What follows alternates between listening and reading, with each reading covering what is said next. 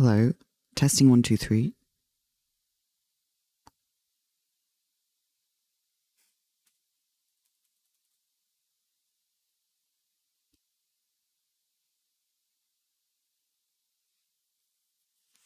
How's it going? I didn't actually mean to press live. This was an accidental live pressing moment. I was getting the stream ready, but that's fine. You know what? That's fine. We can deal with that. I didn't realize I was I was just messing around with the OBS. I was messing around, and then suddenly I just saw people. I saw Rob and System of a Woos in chat there. Like, hello, good morning. I was like, oh, hi, hello. I didn't realize that I was. Oh.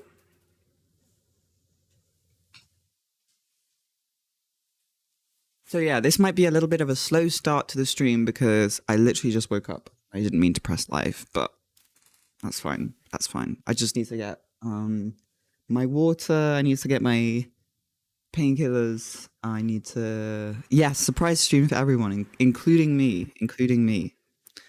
I'm gonna put some music on.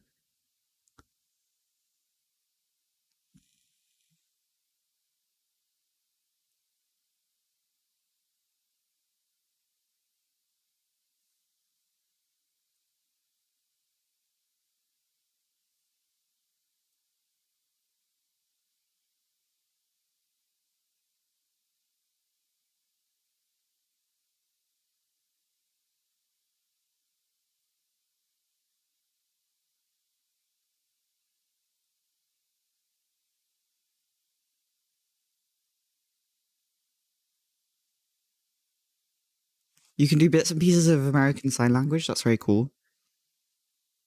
Is that what you mean by ASL? I would wager a guess that is what you meant.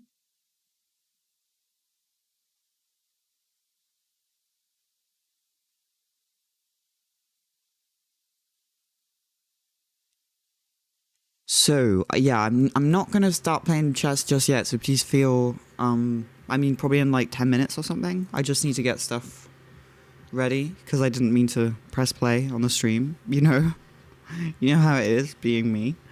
So please feel free to go and get drink, go and get snack.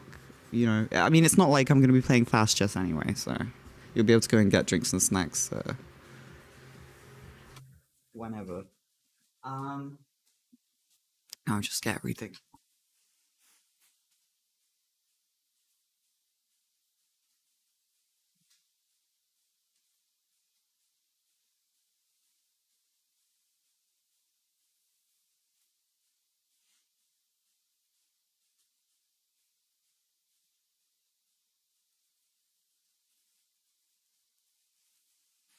I'm also going to remove the painkillers activated graphic that I just added yesterday to the stream because my painkillers have not been activated yet. I thought it was a good little, cute little thing to have. To remind people that if I play badly, it's sometimes because I've ingested a large dose of codeine. Or other painkillers. I just thought, it was just kind of on brand for me to. Anyway, good morning, everyone. Good morning. I'm a little bit unprepared, but that's actually probably a good thing. It's probably a good thing that I just get used to streaming even when my hair doesn't look, I don't know, I haven't I haven't prepared for the stream like I usually do. Let's just say that. Usually I would say that I over prepare for streaming usually.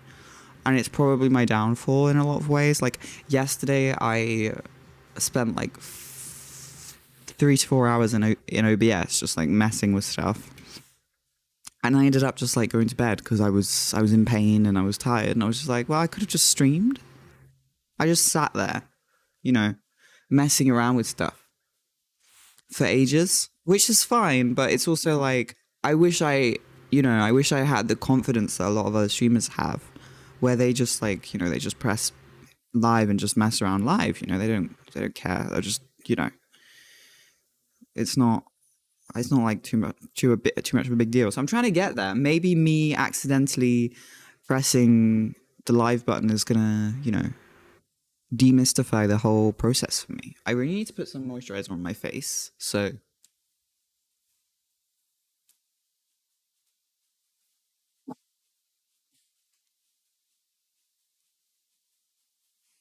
yes, moisturizer.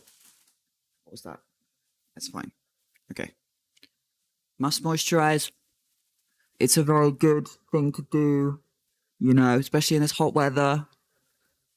Whether you wear sunscreen or not, please do consider wearing sunscreen because it is good if you're going outside. But whether you wear it or not, I find the summer to be very drying, which is strange, right? Because you would think that the summer would be more of a kind of sweaty, greasy situation. But I find it can be quite drying as well because we're often sitting in front of the air conditioner or the fan. I don't have air conditioner, I have a fan, but we're sitting in front of the fan all day. It can be really drying for the eyes, for the face, and all that. I'm literally just rambling. Well, Is anyone surprised that I'm rambling? I don't think so. Right, can I move this so that I can see it more? That would be nice. Could I? No, I can't do that. Okay, that's fine. It's fine. We can deal with that. That's fine. So, chess. Chess.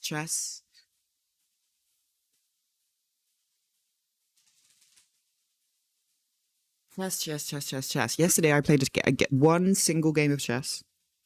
I am trying to only play long chess now instead of playing loads of shorter games. I'm trying to play chess less, play less games, but play better games, and then take more time analyzing the games and really understanding why I screwed up or why they screwed up or whatever.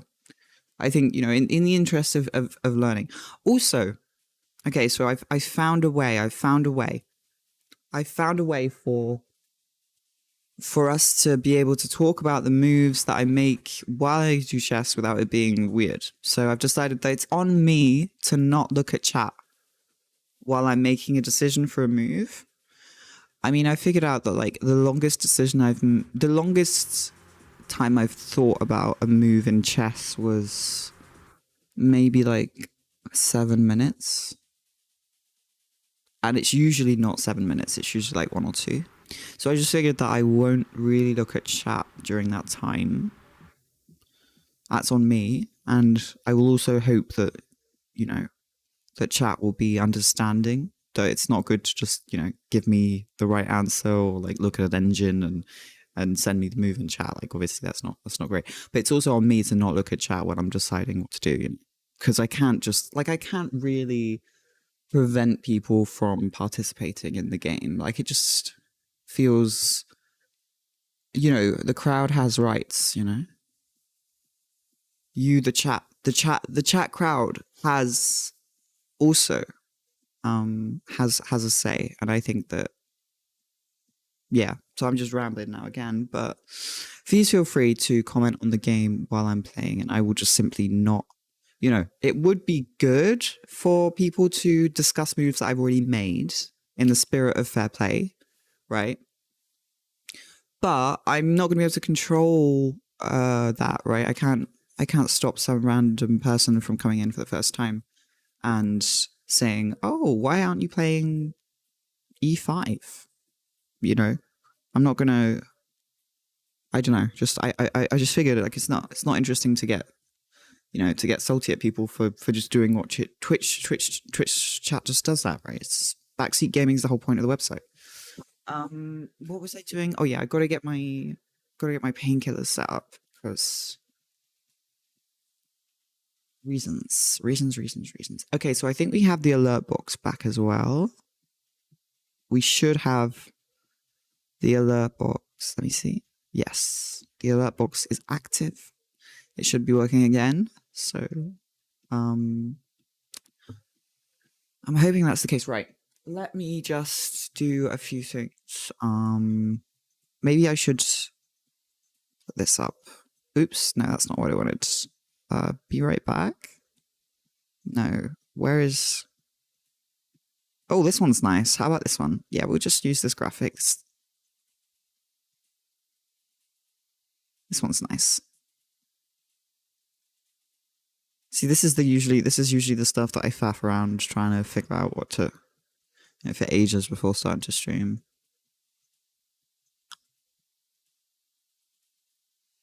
Okay. Right, before setting up my thing, I will just uh, check out this game. Yeah, this is the game I lost yesterday because of my own silly decisions. And I think I'm gonna go over it again before playing because I don't know. I find it more instructive to go over your losses than your wins. I mean, even though for the ego, it's probably quite good to sometimes look more deeply at your wins. But often I find things in my losses. I find things that are sometimes more, that I'm more proud of than in my wins. It's all, it's all kind of okay. Be right back.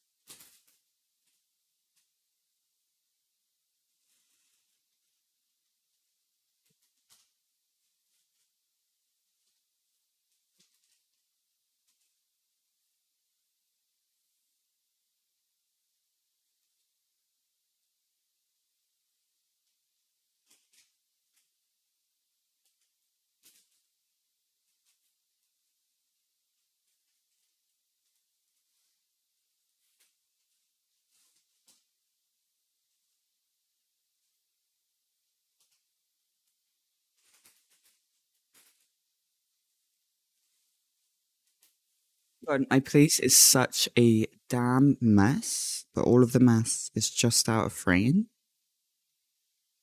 Um, I would imagine that's the case for a lot of streamers. It is true. It's just the truth. It's a damn mess here. That's part of the reason that I didn't stream yesterday is that I was trying to do some chores and stuff. But chores, being in a wheelchair and being in chronic pain, daily pain, all the time, it makes chores into some kind of incredibly exhausting marathon sometimes. Which is, hello, PA90, how's it going? How's everyone doing this fine Wednesday morning? Yes, it is Wednesday morning. How's it going? How's it going? I was just saying that, yeah, I accidentally started the stream before I was quite ready, so I'm still setting up. How long have I been streaming? 15 minutes, that's fine. Some streamers put on like a I'll be with you soon thing for like 25 before even showing up, so.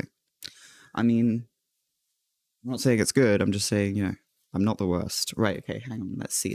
What was I doing? Oh yeah, I was setting up my painkillers so that I won't have to be distracted once I start playing.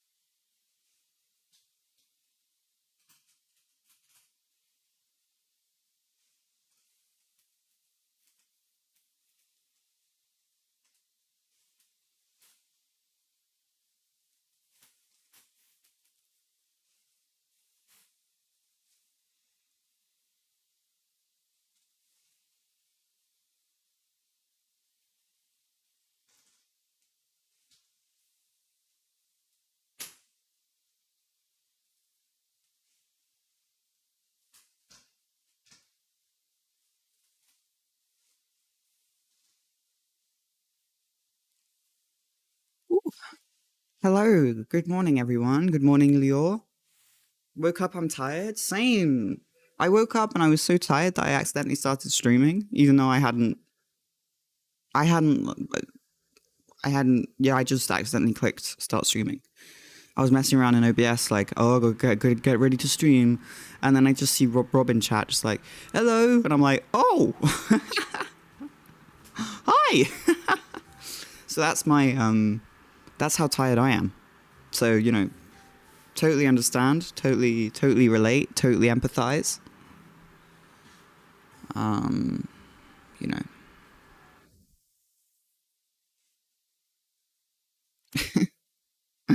it's stuff that happens, it's stuff that happens. Right, okay, let me think. I've got my painkillers starting to be set up. What else do I need? My water, where's my water?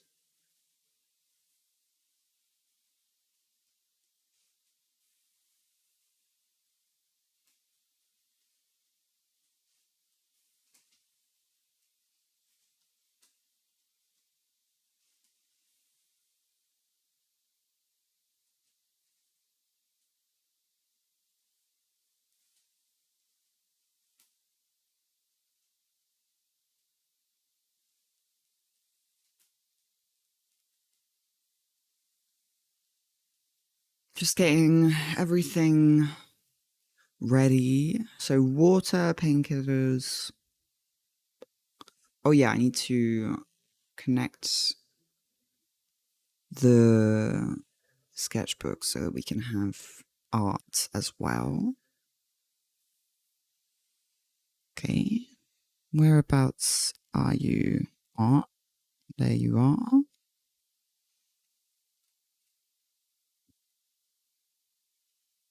Um,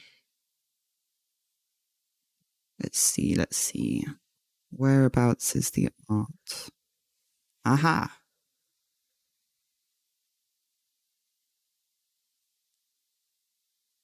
Here we go. We're getting somewhere, This is the stuff that I usually do, off stream, admittedly. But when you accidentally start streaming, you just gotta deal with the situation. You gotta deal with the consequences. And here we are. Let's see. Uh, uh, that seems okay.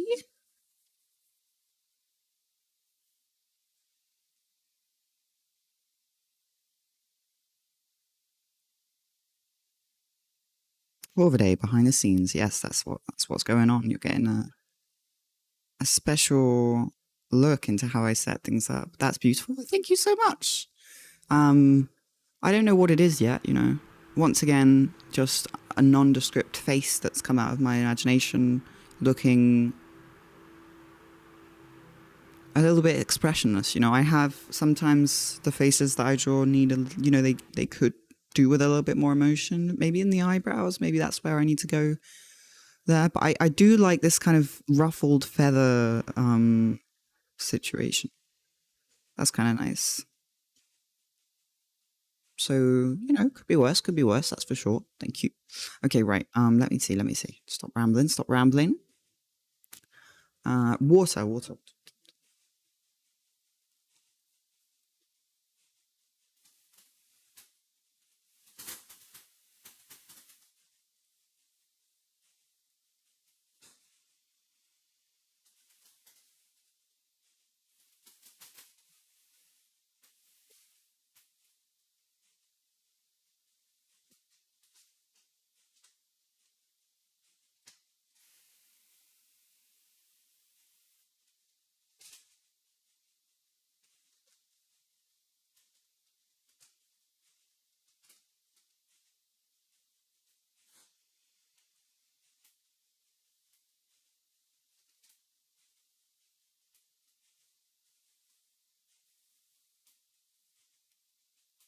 Water has been acquired. A demon boy wearing dandyish clothing, that's what it looks like to me.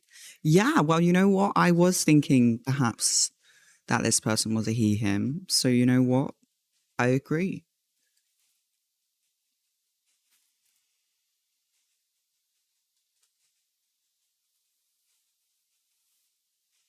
It's not a bad assessment there that you've got going. I really need to cut my hair again. It's gonna have to happen. Um, okay.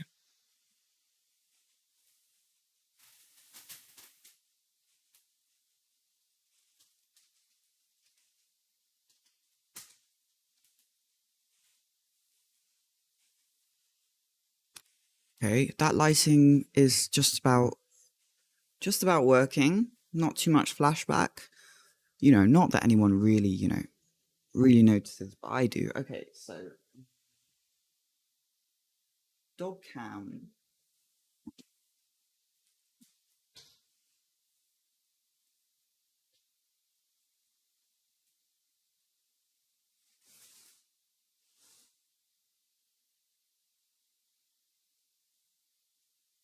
Dog cam lighting activated.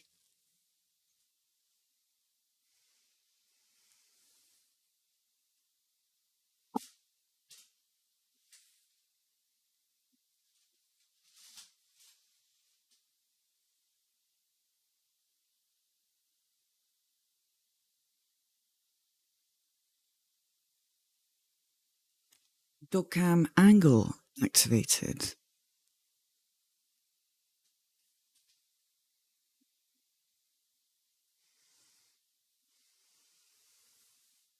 He is very gender, I agree. Well, I was thinking about making this person, like, as you can see, they have a bit of a bump. I was thinking maybe like a pregnant person. Look, I've been thinking a lot about abortion for reasons I'm sure many people will understand. I've just been thinking about it a lot. On a global scale, not just the US, because obviously the US is where all the stuff, the big stuff is happening, I suppose. But I've been looking at other places too. I don't know. It's just got me thinking. It's got me thinking. It's got me angry. It's got me feeling things.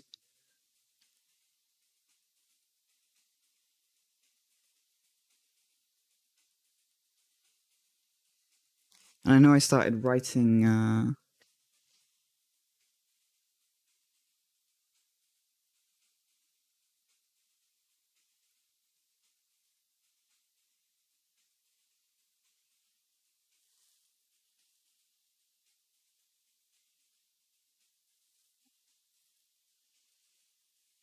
I was thinking about adding some text, like my body is not yours to control, or something. Doing like a little art piece that is somewhat about, yeah. I don't know. I've been thinking about it a lot, especially as someone, like I'm not against the idea of, I used to be very kind of, I will never have kids. It's never going to happen to me. Never, never, never. It's never going to happen. But I think that was very much motivated by my complicated relationship with my own parents. And like once I have kind of, you know, become my own person away from them and stuff, I've realized that I'm not totally against the idea, right, of having kids one day. But the thing is like, if I don't, especially to someone who has health issues, if I don't live somewhere where there is really good abortion, like really good protection for the person who's pregnant, and like a consideration for their life and their health, um, then I think I don't know. I don't know if I would have kids, and that's just really sad, right? Because like obviously when we think of abortion and like pro-choice and stuff, and we often think of people who end up with unwanted pregnancies who want to abort or something, or people who have once, I don't know. I used to think of those people anyway. And I know that now when I think of pro choice, I also think of all of the people that maybe want to have kids and want to be pregnant, but are afraid of being pregnant for X and Y reason, and therefore will only have, even consider having kids, considering the risk that it is, these people will only have kids if they know that they exist in a space where, their life will be prioritized if before the birth of the kid or whatever. But yeah, it's got me thinking a lot about that kind of stuff. Because, like, if I lived in the US right now, somewhere where it's just been, like, banned, I would just be like, right, well, no kids for me then, I was maybe interested in giving it a shot, but obviously not.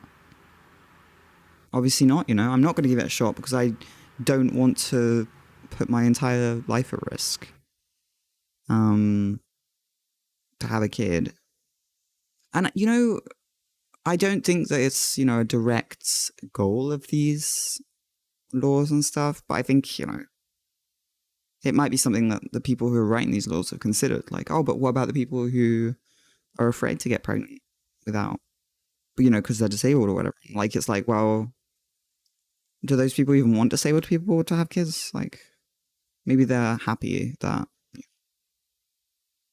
But I know that's not like the main reason. But it's like, it's just disability while pregnant is very challenging. It needs a supportive environment. I mean, I have no idea because I've never been pregnant. But I mean, obviously, I've thought about it.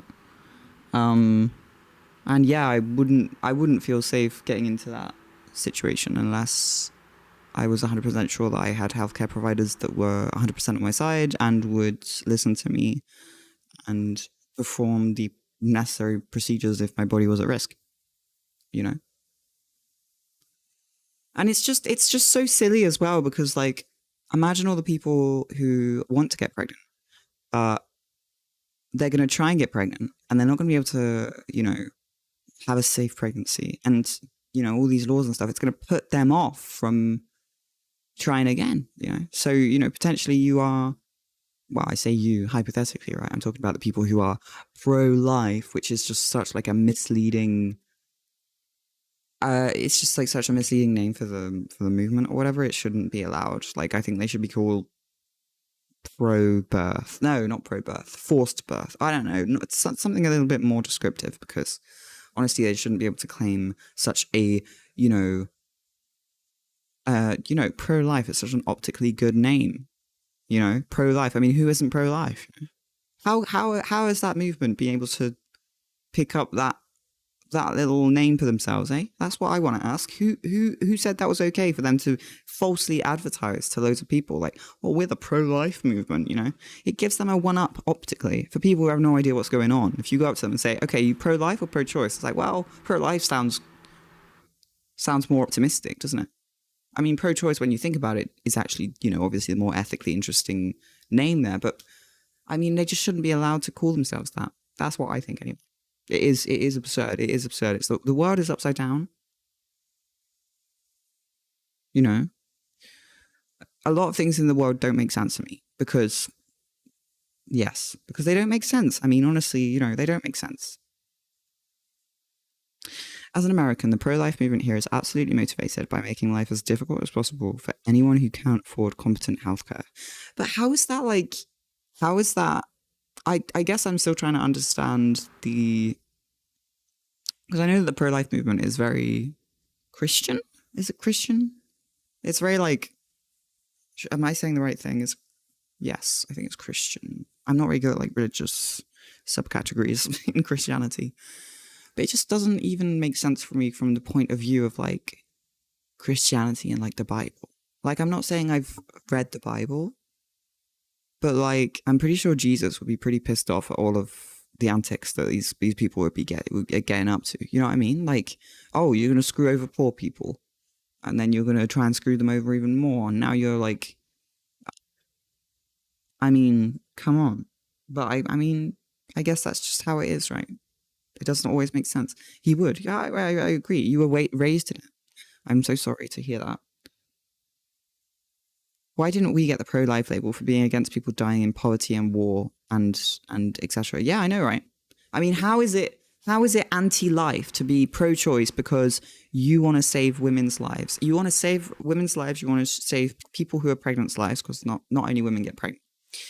And you want to, you want to reassure them about how is it How is it not pro-life to be like, oh, we want to make sure that your pregnancy is as safe as possible and you have access to abortion procedures if you need them, so that if something goes wrong, we can get you safe and healthy and you will be reassured. And the next time you want to get pregnant, you'll feel like you're safe to do so. And so you'll get freaking pregnant. And so we'll have more babies. Isn't that the whole reason they want the pro-life thing, is like more babies? I'm sorry. I think there's going to be like, I don't know. I just don't think they'll. Oh my gosh. Okay, my lamp just fell over.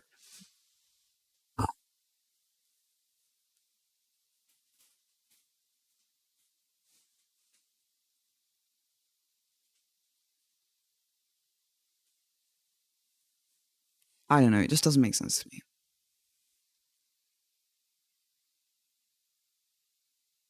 You've met Christians you wouldn't trust to take care of a hamster. That's like, I mean, totally understandable. Jesus, Jesus was, I mean, Jesus, the way that, I mean, I need to read the Bible right before I say anything, but the way that Jesus has been described to me, it sounds like he was a communist. Just saying. Like a socialist. Not just about that, it's about bodily autonomy, more POC babies, more POC poverty. The answer is in this country is always racism. Yeah, sure. That's very true. It's very true. I mean, I've seen a lot of things. I've seen a lot of, theorized answers for why, but I suppose it's probably a little bit of everything, right? White supremacy, misogyny, capitalism trying to find its next generation of low-paid, desperate workers.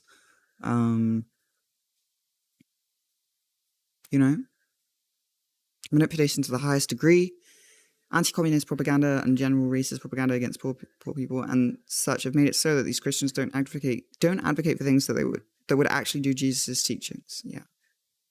I mean, I've been thinking about reading the Bible at some point, which sounds like a bit of a weird thing to like do, but like I feel like it's kind of one of the, it's kind of an important book, right?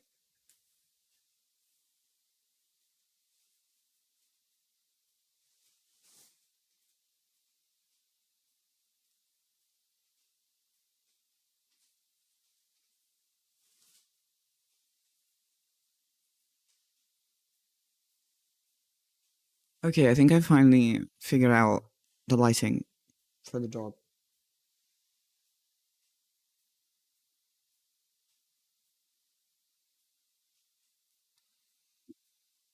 Jesus was incredibly communist.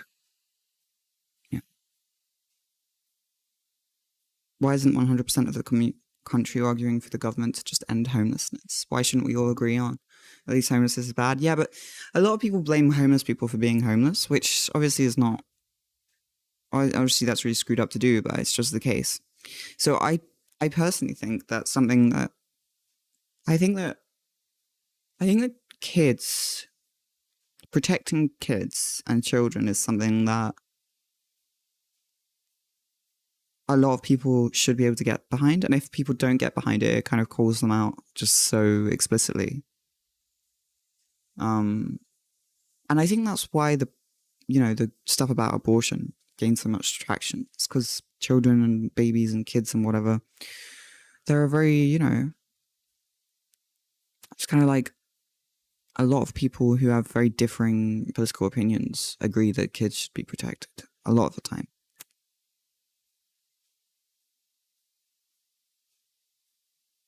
But yeah, it's so screwed up. It's so screwed up. You think it's very valuable to read the Bible. You did a whole lot of that and it makes it so much easier to argue with them. Yeah, that's what I was thinking, Ashwin. I was thinking about reading the Bible specifically for arguments and for being able to quote things from it. Why not read other religious texts as well? Like I'm not necessarily, but it's just, in the, especially with what's happening with the, abortion stuff at the moment.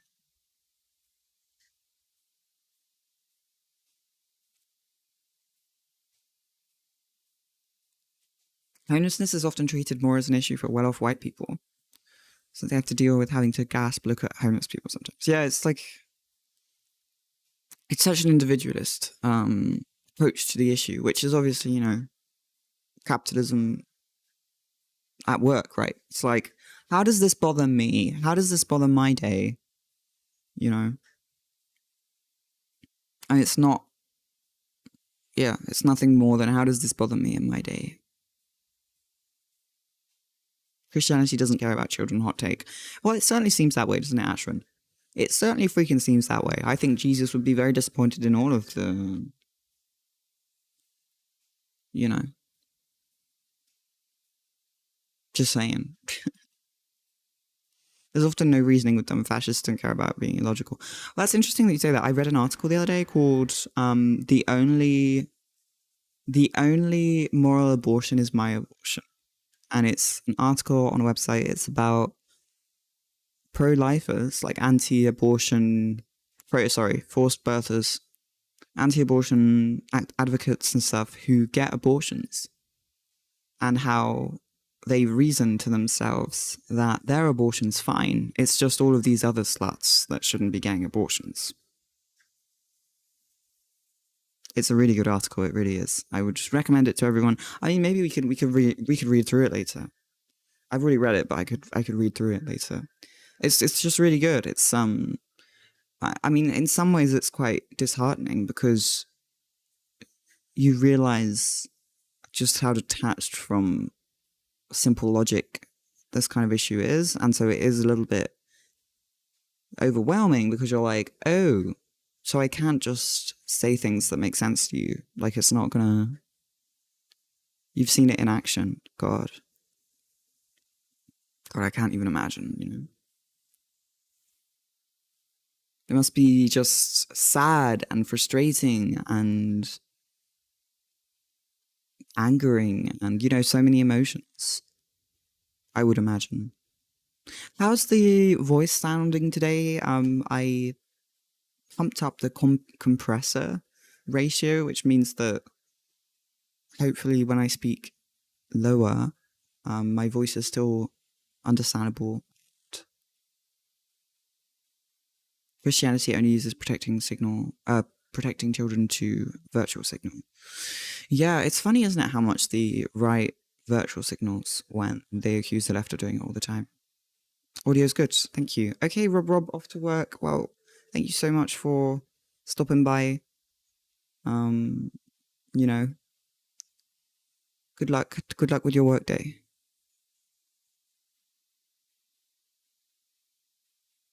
Audio's good. Very good, very good. Oh my god, have I been streaming for 41 minutes and I haven't done anything yet? I'm so sorry. I should be in just chatting. This is the wrong category. Am I in chess? Oh no, I am in just chatting. We're fine. We're fine. We are on topic. We're fine.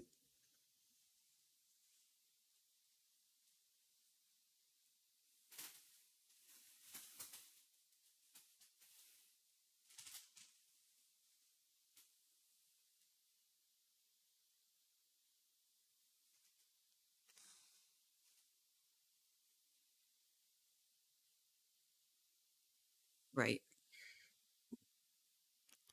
Facecam's going to disappear for just a second.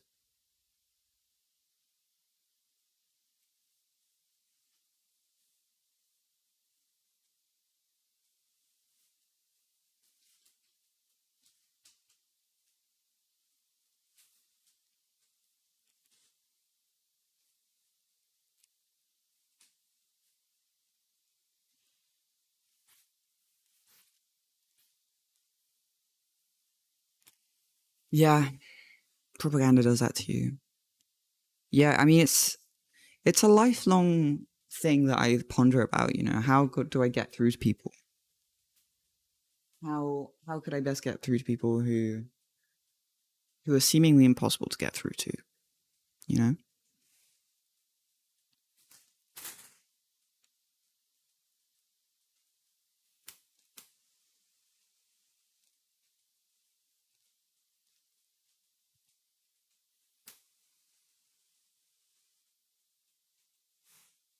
Your opinion, there are people with good intentions who are Christians, but the organization's values are rotten. Kind of like police, so it ends up not mattering. Yeah, that makes sense. Makes sense.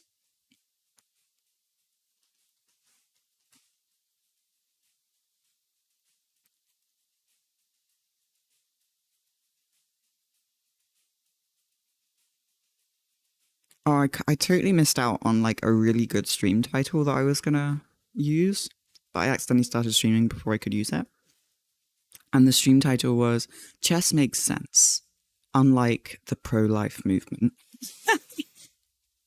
That was gonna be my title, but I suppose I could just save it for another day.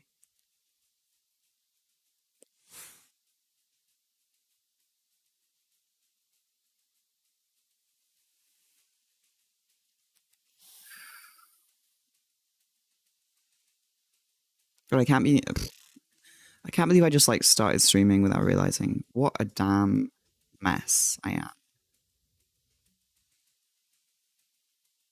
Truly. How? How did I manage that?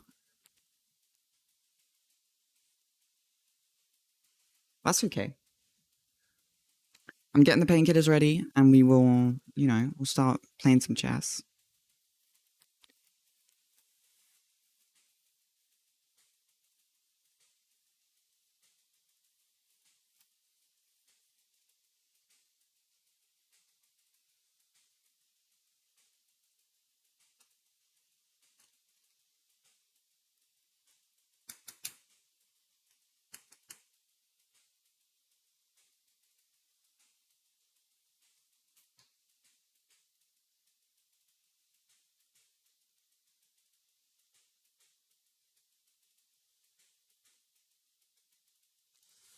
Oh god, I've been in so much pain these past days. My feet. Now, I don't usually get feet pain. I've been dealing with leg pain, I've been dealing with hand pain, I've been dealing with all kinds of pain. But feet pain, not really common for me. So imagine my surprise when the other day I was almost crying from swollen, painful feet. Very strange considering that, I'm in a wheelchair all the time. So I was like, what? How are my feet painful? And I figured out that it's because I was, because the wheelchair that I bought is secondhand, because I haven't been provided by a wheelchair by, the shitty healthcare system that I'm still waiting on to do literally anything about my situation. So my wheelchair's a secondhand one, and the footrest, as it turns out, it's a little bit low for my feet, and it has been since March. And so without realizing, I've been sitting with my feet kind of on my tippy toes, and I've been putting all of my pressure on the front of my feet from being on my tiptoes in my chair, sitting in my chair. But now I have a little cushion that I've folded over. So for sitting down, hopefully this problem is resolved. Now, it's not really a long-term solution to the problem because I wouldn't be able to go out with this cushion. It wouldn't stay in place, but I can't go out anyway. So very cool that I've managed to deal with that because I was a little bit worried. My leg was starting to twitch again, which is like really worrying because it was twitching the weeks after the emergency room. And I was like, oh God, I don't want to have to go to the emergency room again. You've often advocated for approaching Christianity from the lens of decolonization. There's a really wonderful article on the topic called Decolonizing Our American Christianity.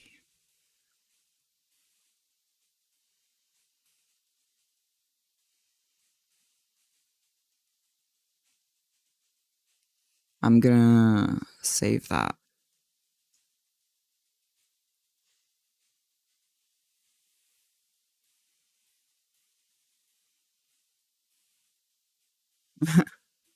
Save that on my list of games just to confuse myself later. I'll be like, what does this mean?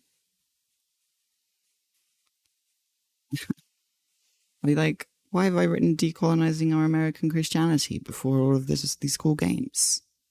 And then I'll look it up and I'll be like, oh, I see, I see. Are you doing better now with the pillow? Yes, I am doing better with the pillow, which is very reassuring because I was starting to get worried because I still don't really know exactly what's going on with me. I had the emergency. Well, no, I do know some things. But the emergency room visit with my leg, like literally just like disconnecting and feeling like a dead weight and the most excruciating pain I've ever felt in my life, like that was just all new. And I'm trying very hard to avoid that completely now. I mean, yeah, just trying to make sure, just trying to listen to my body basically, because doctors haven't listened to me or helped me. So now I just listen to myself for the moment. I'm sure I will find a good doctor eventually. I'm not saying like I'm against all doctors, but I'm just saying that for now, the safest thing for me to do has been to listen to my body. If I had listened to doctors, I would probably have hurt myself way more.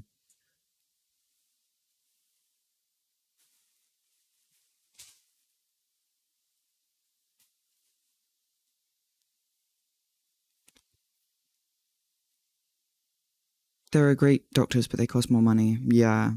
I mean, that's part of the reason that I'm streaming every day and I'm trying to get back into like, working and stuff is because if I if I don't make more money, I'm never going to be able to find out what's wrong with me. I think. Like, I just don't trust any doctors that are accessible to me right now. Like, they've all let me down.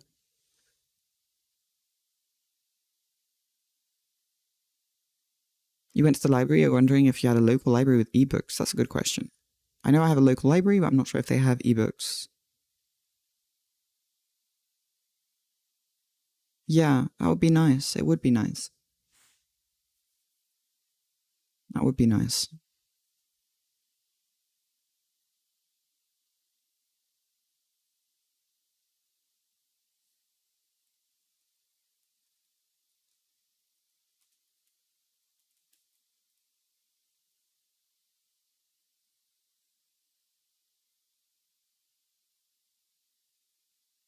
I wish you could see my doctor. She's amazing with disabled people, but I don't know if she does video consults. Yeah, that's the thing. Like, I don't know. Even if there was a doctor who was like amazing at disabled people near me, I'm not sure how I'd get there. I guess I could get. I need to figure out the whole situation, but it's like so disheartening. Um, so incredibly disheartening, the situation with my body and the doctors, or the lack of doctors. Um, like, yeah. One of the reasons my doctor like abandoned me basically. She was like, "Yeah, I can't properly receive you at my office and I don't want to do video consults, so bye." And I mean, fair enough, right? She's allowed to, I suppose, but like, the hell?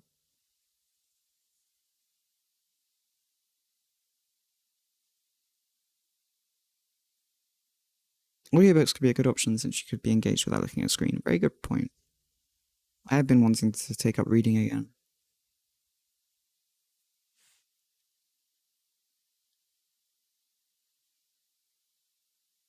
Colonialism created so much pain in the world at the church's hands. They have to make amends. Oh yeah, absolutely. The church has a lot to answer for.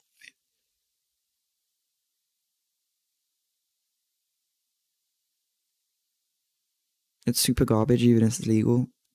Yeah, I agree. I mean, it's honestly, obviously, having to start using a wheelchair and not being able to walk anymore, like that was like a big shock this year. Like, I'm not gonna lie. Maybe part of me thought, like, oh, one day I might need a wheelchair, right? But I don't think I thought that it would happen this year. Like, I thought I had a few more years before that was something that I would need to consider. So that was like a big shock. But I think her just ditching me has been more of a shock than losing the ability to walk, you know? Like, emotionally, I think in a way it was worse, you know?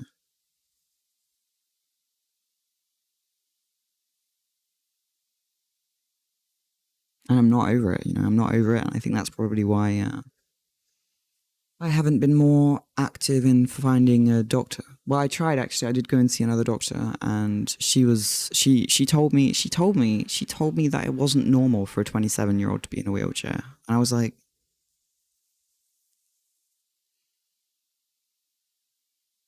I'm seeing this doctor for the first time, kind of scoping her out to see if she'd be cool, and that's what she tells me. It's not normal for me to be in.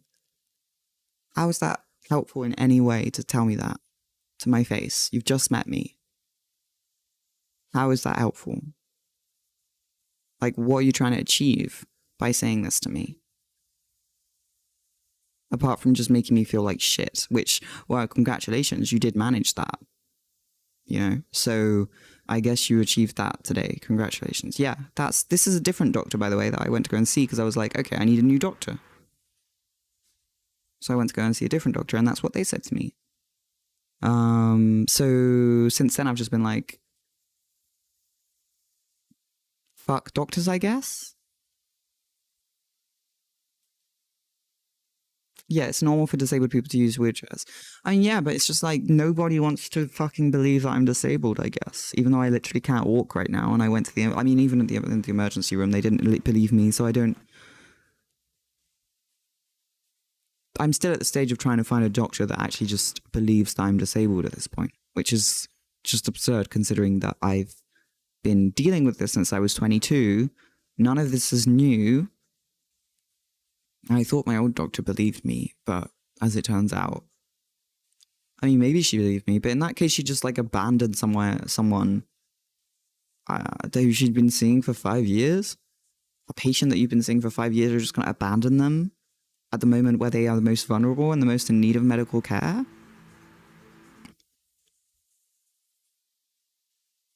Absolutely nonsensical bullshit.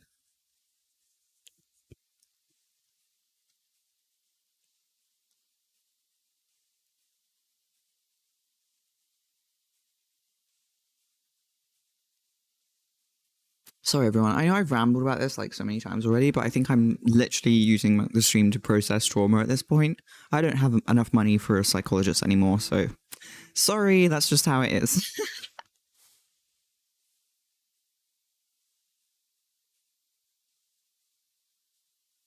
Able-bodied folks can't wrap their heads around it, especially if they're invisible. Yeah, and I think it's because I'm young as well.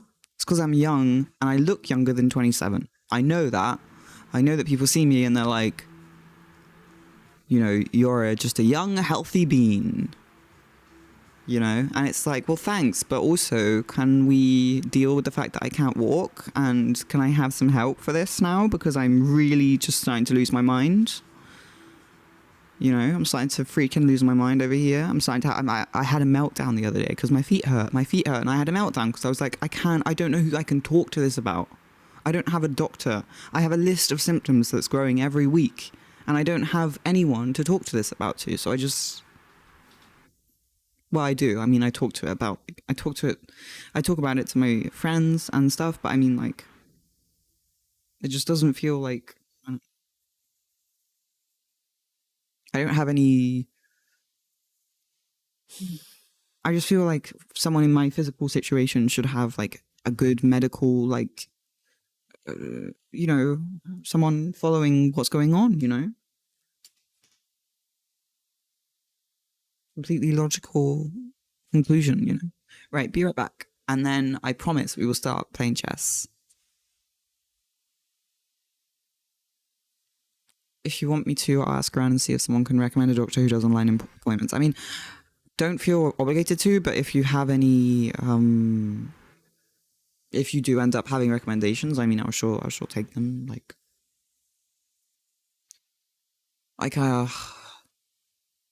I've been thinking about a sentence recently a lot.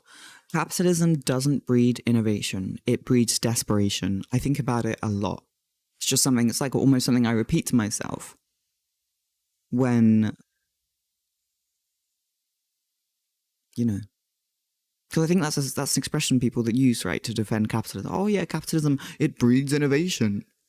It does not breed innovation. It breeds desperation, and desperation can push people to do things that seem like innovation at you know, on a superficial level. Anyway, right, be right back.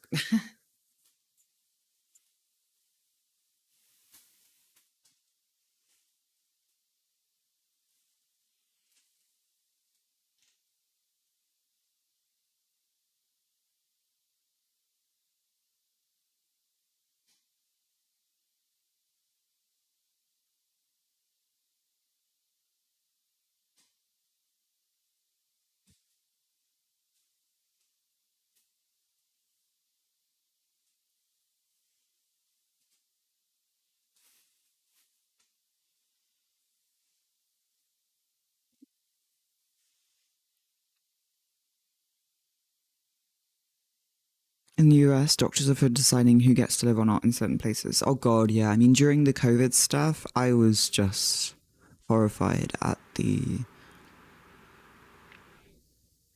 I don't know, the implications when it comes to eugenics and triage and who gets to decide who is worthy of care.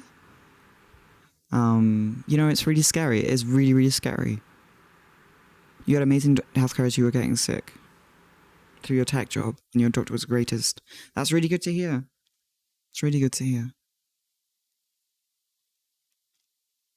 I've been thinking about making a custom T-shirt, actually, because I've got a lot of black T-shirts. I wear a lot of black, and I've been thinking about using bleach to write on a black T-shirt, like write "My life is worth living."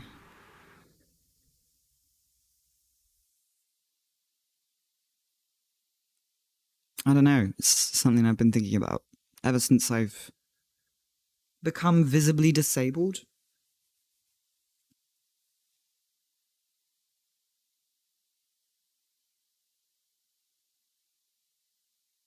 Once you stop being able to work on public insurance, it's rough. Yeah, I'm on the public stuff. I don't pay for any. I don't get any. I'm on public French healthcare, and it's been,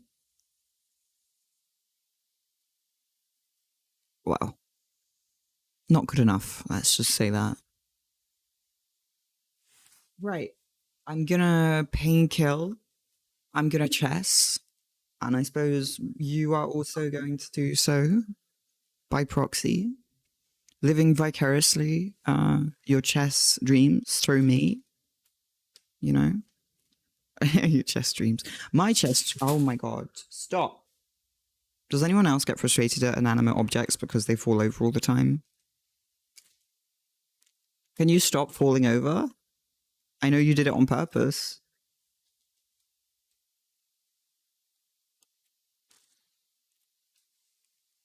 COVID has made many more people become disabled. It doesn't seem to be an issue for most people. I think a lot of people are in denial as well.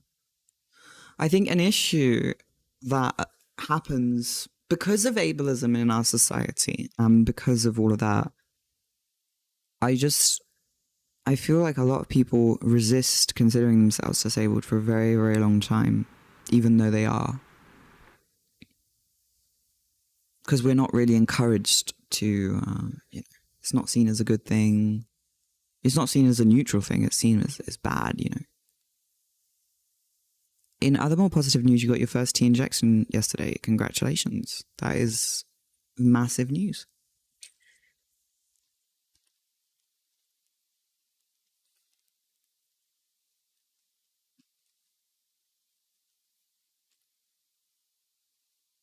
Damn, we really just talked for like an hour, whatever.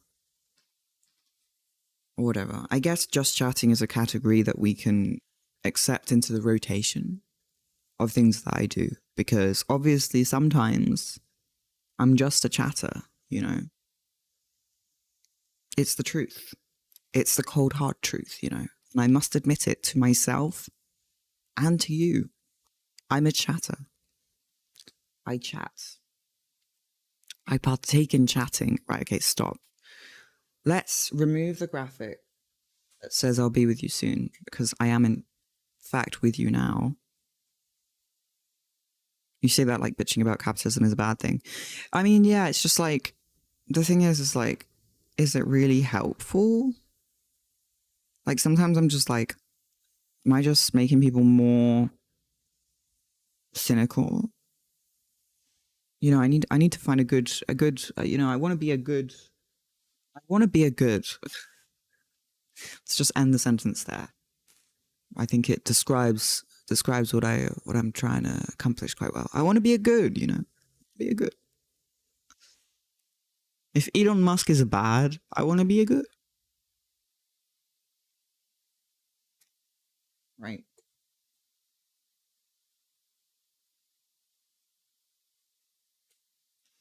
I think it's time to freaking go. And when I say freaking go, I mean play chess.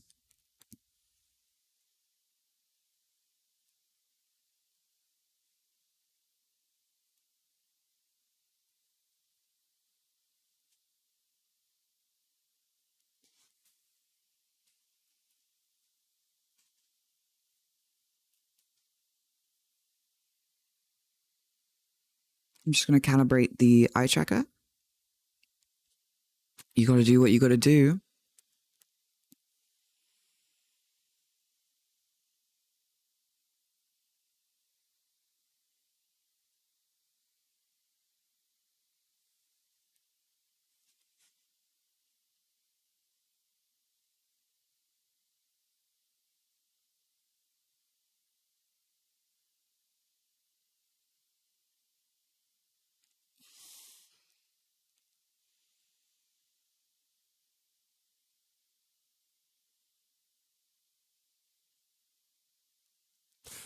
The little dots that are exploding on the screen, they're it's how they calibrate the eye tracker. I've changed the calibration now to accurate calibration. Oh my god, great, all around great calibration. This never happens. This is a sign from the streaming gods. I always get one, what, you know, because there's 6 calibration points on the screen, and one of them's always like a bit wonky, like, oh, this one's okay. And then all the others like, perfect. I just kind of accepted it would be never be good. But we got great all around.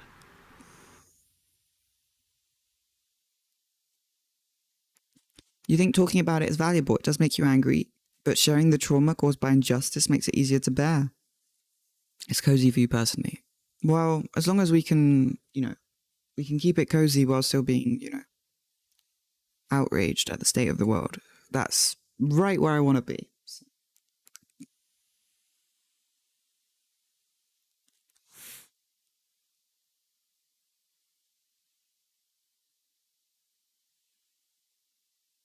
Right. Let's freaking go. I'm just gonna look at this game. I keep saying that, and then I'm like, actually, let's do something boring and slow. Well, boring and slow. I mean, it's not like the actual game is gonna be fast. But this is a game that I played yesterday and that I lost. But I think I could have won. C5, knight f3. I lost because I was playing white, and I'm pretty bad at playing white. Outraged but cute. That's a t-shirt. That is a t-shirt.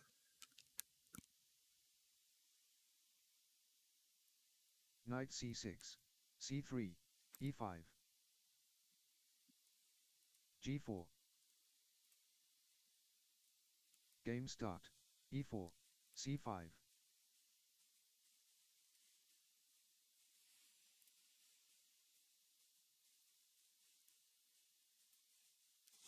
Oh, you meant boy is cozy for your gender. Sorry. It's early in the morning. It's pretty early. Knight f3.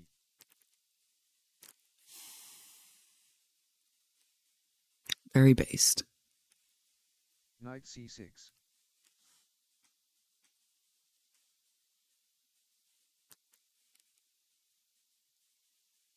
c3, e6, e5.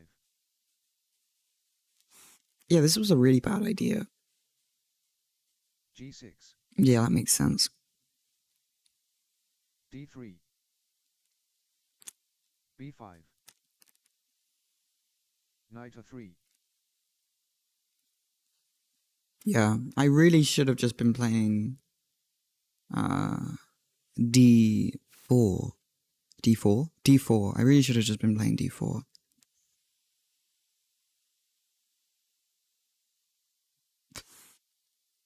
It can be hard to tell what one is responding to who on Twitch. 100%. 100%. 6. Bishop e2. Bishop e2. Knight b. Wait, was that the end of the game? Knight g3. No. d5. Damn, yeah, I was just screwing up all over the place. What is this? This is so bad. That was an awful move. Knight takes d5. Incredibly questionable move. Bishop g5. Knight takes d5. Bishop b takes c3. Bishop takes bishop d3. c2. Bishop takes queen take knight d4. Bishop Now here d5. I was in quite an interesting position because my queen has such a beautiful diagonal from the bottom of the screen right until the top where their king is, right? You know, there's an interesting thing here, but I did screw it up anyway. I think I could have still done something. This bishop move was very questionable. I should have just taken the knight. Because if I take the knight, they take with their bean, I take with the queen. And then my queen is looking incredibly scary right there. Bishop knight takes king f1. Yeah, it all went wrong, and I resigned because I just lost too much material. You know, I was just screwing around. But I do like playing games. You know, I do like winning, but I can't say that I hate losing. I don't think losing puts me off. I don't think losing makes me feel like I don't know. I feel like I learn a lot of things from my losses, and they tend to motivate me sometimes more.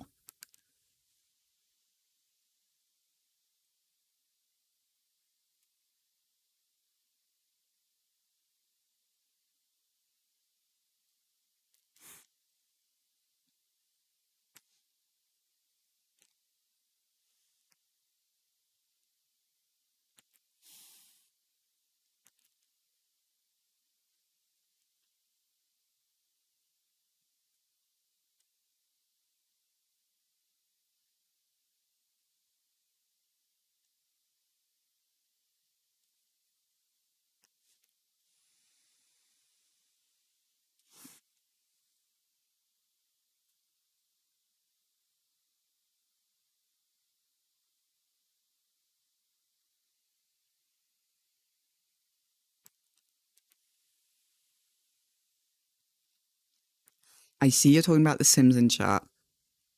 I've been thinking about trying to do a Sims stream. Getting back to some Sims streams because I know that I love The Sims. I know that a lot of people who watch me have loved The Sims. I know that my Sims series did quite well on YouTube as well. My first Sims video, people just loved. I was like, what? I thought people would be like, can you just make your mind up? Can you make video essays? Or, you know, just do a thing, but like, but no, it worked. And I enjoyed it so much. I love The Sims. Spent hours of my childhood making femboy Sims. Oh my god, same. I spent hours of my childhood making guy Sims, but yeah, who are like a bit feminine. And I would always be like, I don't know, I would always just be like, wow. And now I'm like,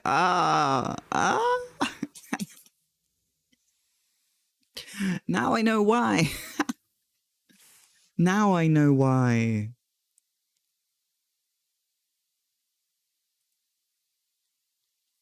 Okay, so I put out the seek, meaning we should be playing a game soon. Wow, an hour and a quarter after starting streaming. It happens. It happens.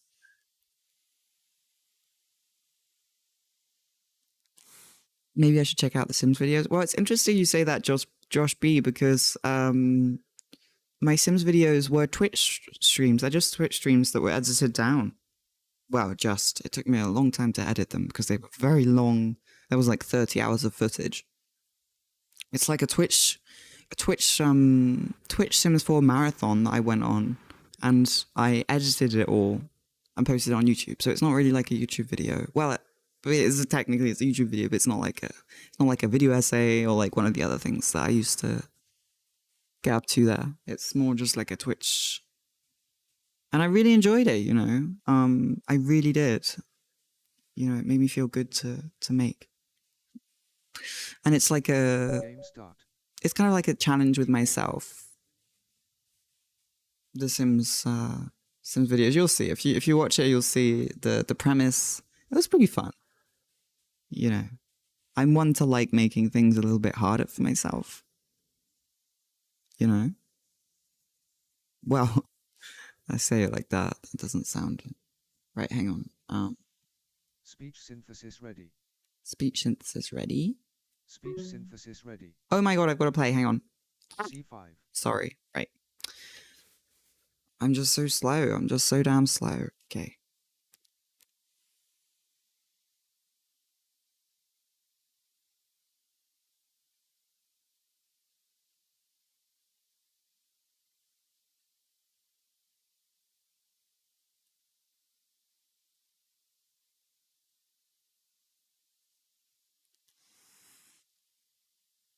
Okay, so I'm just going to convert these moves onto my little board here.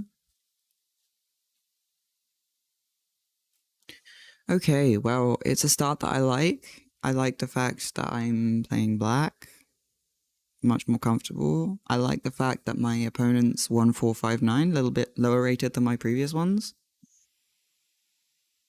I mean, I like playing higher rated people, but it's nice, you know, for the confidence levels to, you know, I have a chance of beating this person. Alexandra 1008. What flag is that? Russia.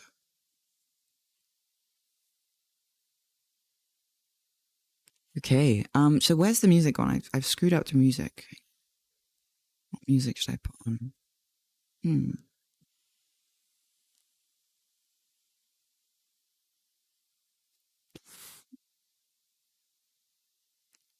Oh, I know. There's an album. Yes, there's an album I wanted to play. This one.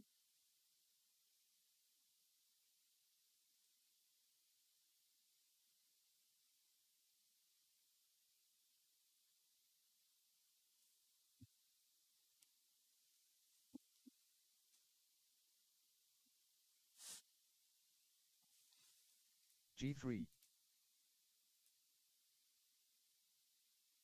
Sorry, everyone. That was maybe a little bit loud for the G3 noise. Trying to get my volumes done. Knight F7. Knight F7. Knight F7. Knight F7. Knight F7. Okay. Knight F7. You can stop saying knight F7 now. No, no, no. Lee chess. Knight F7. Lee chess. Knight F7. Lee chess, you okay? Knight F7. Knight F7. Knight F7. I don't think Lee chess is okay. I'm gonna refresh. There's something's going on here. Oh, hang on, no, cancel. Oh, no, no, no, he's back. Okay, okay, we reload. I don't know what I did there. Lee chess didn't like it. C5. G3. Okay, it's cool. We've got our friendo back, and he is doing fine now. He's not just saying knight f7, knight f7, knight f7, knight f7 for all eternity. You know, I was starting to get worried about him. Like, you okay? You okay there, buddy?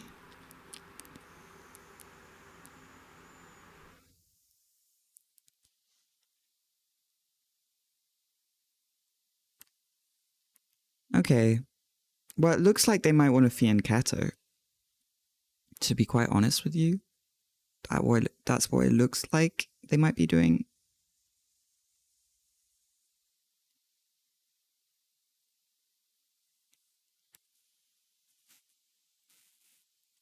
And put their bishop on that g2 square would look pretty nice for them. Pretty nice diagonal for them to have. Can I prevent it? Can I make it annoying? Can I do something better than that?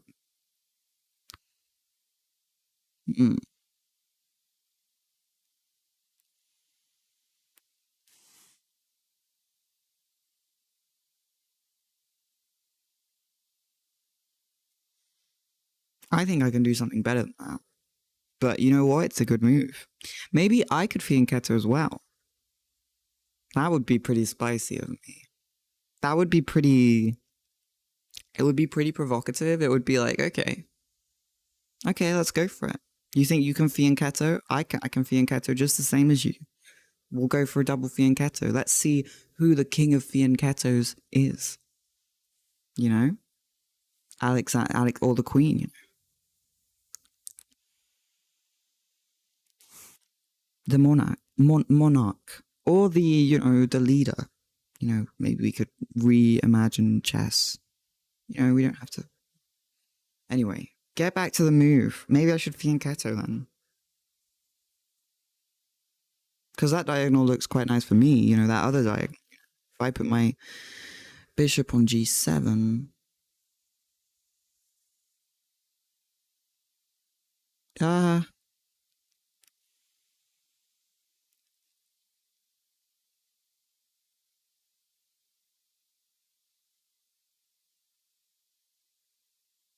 don't think it's a bad move. I don't think the engine's gonna be like, this lost you the entire game. This fianchetto. Just the worst. I don't think that's gonna happen. I'm gonna do it. I'm gonna play my bean to g6. G6. You commissioned your friend to draw you as a magical NB? That's so cool. That's brilliant. I think that art and art in many forms can be very gender affirming. And not only gender affirming, but like gender confirming. It's like, I swear that like art and stuff kind of led me to understand myself in that way. In a way. So it wasn't even just affirming, because I didn't even know yet, And I was like, oh, that's me. And I was like, oh my god.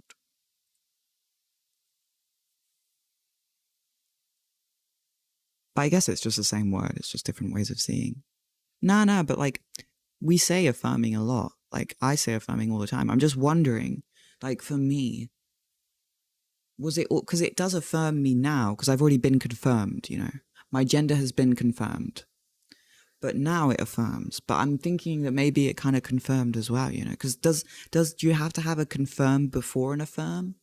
Because isn't affirming reinforcing something that you already know to be existing? I'm literally just... Hang on. Maybe this needs to be bigger.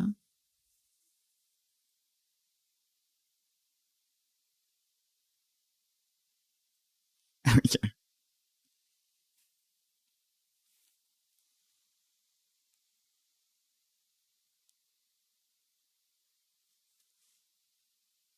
D4.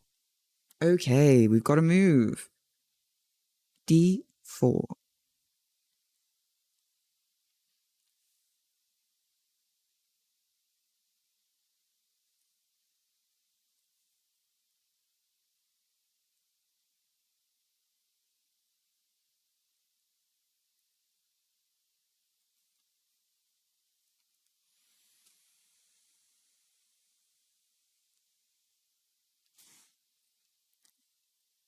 D4. You saw a movie about genderfucky characters. That was your light bulb moment. Yeah. I feel like, for a lot of people, I feel like that's a... Not that specific movie. I didn't mean like, yeah, like there's thousands, maybe it's hundreds of thousands of people who that movie has inspired, and we will never know. Right, okay, hang on, I've got to focus on the game. I'm down a minute, that's fine. I'm always the slower person. But, okay, let me think a sec. Oh, I see the move. I just put my bishop. Why didn't they put their bishop? I thought they were trying to fianchetto their bishop. Oh no, they're going under my... they're going after my unprotected bean. So I think e6 would be a very nice move here. I do e6 and then I get my bishop out on g7. If I don't move my bean to e6... Wait, no, not e6. What am I saying? Yes, e6. e6. If I don't move my bean to e6, they will take my bean that I put on c5, and I don't want that. Well, if they take it, I want them to suffer, which is what I'm setting up right now. So I'm going to play e6. I don't think, yeah, I think that's fine. Wait, no, that doesn't make sense. Okay, I've moved it now. It's E6. too late. It's too late. I've moved it. It's fine. It's fine. I can still make this work.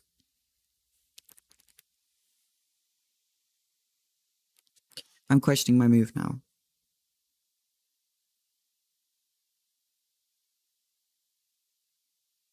But no, I think it's fine. I think we're fine. I think I'm just worrying for. I don't think the whole game's going to be decided in the first 3 moves, unless I've really, unless there's something absolutely bonkers just going to come out the woodwork right now. Like the queen's going to fly over every piece on the board and just checkmate my entire team, even though that's not how chess works. It'll just be like combo checkmate, and then it'll be over. I do keep that belief inside me. I feel like in order to win at chess, you have to always believe that they can just win. Otherwise, if I underestimate anyone, surely that's bad. I don't know. It's a very intense a way to see it, maybe.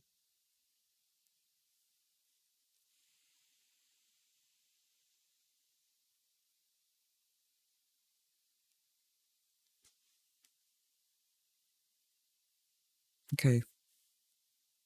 The reason that I'm questioning the move is because the reason I moved that bean is so that if they take my bean, I can take with my bishop.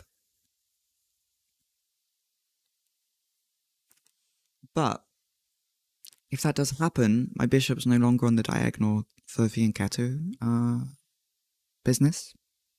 And so I'm realizing that that could be a bit awkward. But maybe it will be fine. As I said previously, we are on move 3. So I'm definitely overthinking this. But that is I just love to overthink everything. Which is why we're playing slow chess.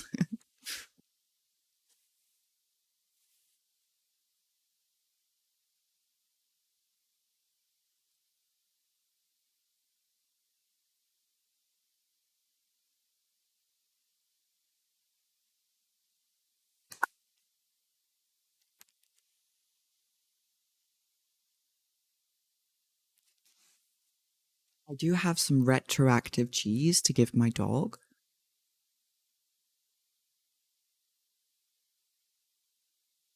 Knight f3. Because the other day I didn't have any treats, so I couldn't give her any treats when someone subbed or something. And now I have some cheese. So I will do that. Okay. Knight E6. Knight f3. F3. Okay. Knight F3. Interesting. They don't take my bean.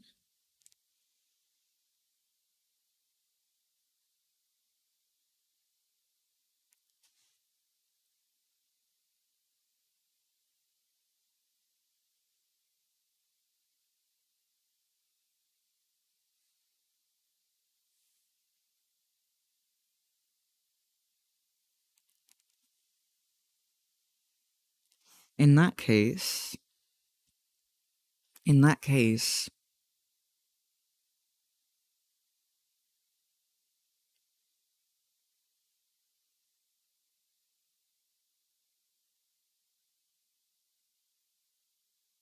might do something a bit strange.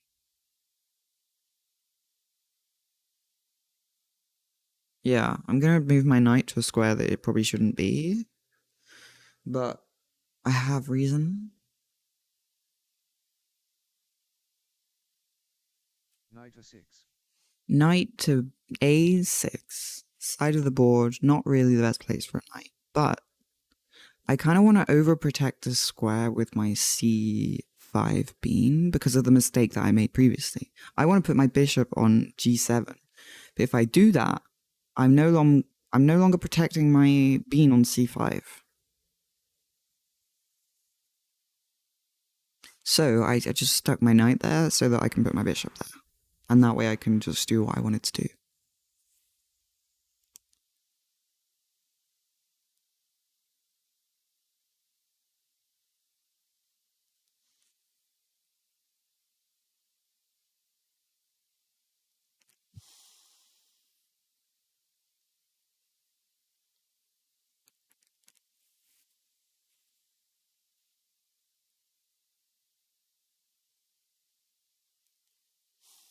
Usually I do all of this before starting to stream. Like I take my painkillers before starting to stream.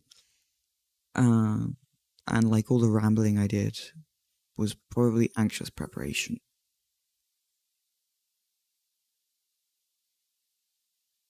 Bishop d3. Bishop d3. Bishop d3. An interesting move. So you're not going to fianchetto your bishop.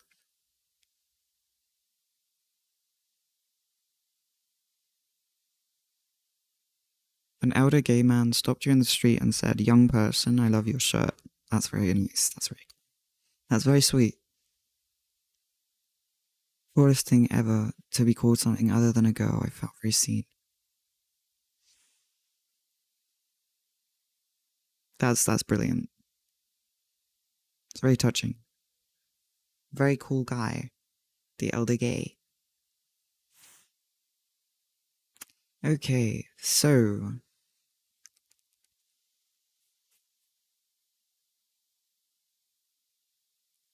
I think I'm going to put my bishop on g7. I think that makes the most sense, because that's kind of what I've been planning until now. It's taken me a while to get there, but finally, I think it makes sense. Because that diagonal is lovely. And yeah, I think...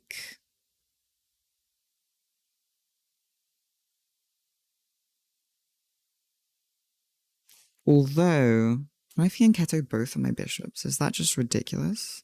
Like, am I being ridiculous right now?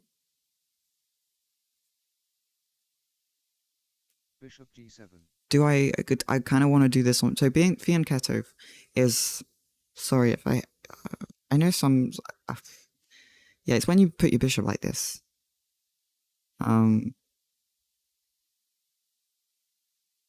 Like a lot of people put their bishops in the middle. Like this bishop up here.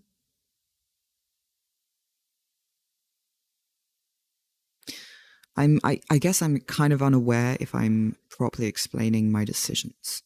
But I suppose that's something that is just with the live format. You know, I'll have to go back and watch some of my streams sometimes, which feels completely self-absorbed.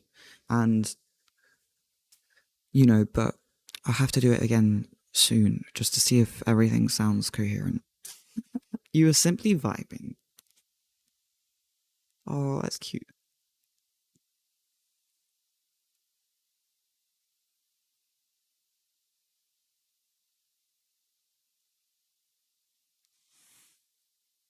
My city doesn't really have it had more gay places to go, and now the gay places to go have kind of gone. There are like a couple, but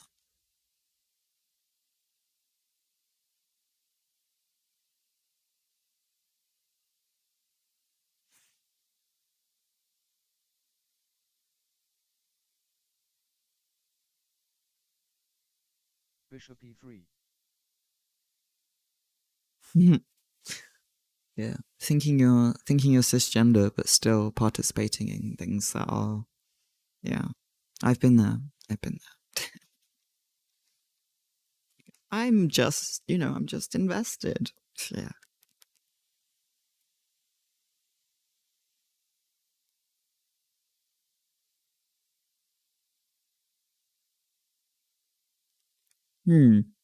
So they're going for the opposite kind of plan to me. I'm fianchettoing all over the place, and they're like, nope, I'm putting my bishops right in the middle here. Which is, is fair enough. Makes sense. They are protecting They're overprotecting that bean on d4.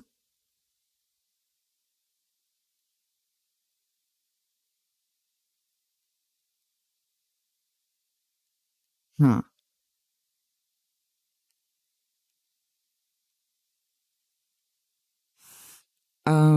I'm just having a feeling that I should put my queen on c7, which is like a little bit, why? But I feel like stuff might be about to happen here on these two squares in the middle here. A4. Wait, no. Fucking numbers. C5. Over here basically in this region. And so I'm thinking, put my queen here. I've got this line. I can help out if I need to. She's not in danger. I don't think anyone can immediately threaten her if I do that. No. Wait. Can they? They might be able to. Hang on.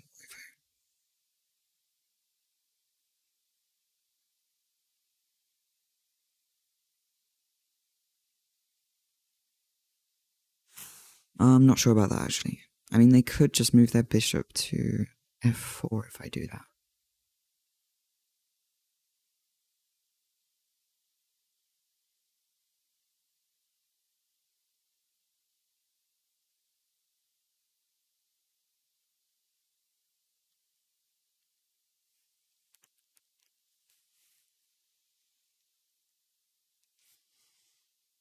Hmm. 48 minutes. Okay, well, I'm not too down on time, which is good for me. It's good for me. I'm making progress. At this point, I'm usually down on time. I'm trying to keep an eye on the clock.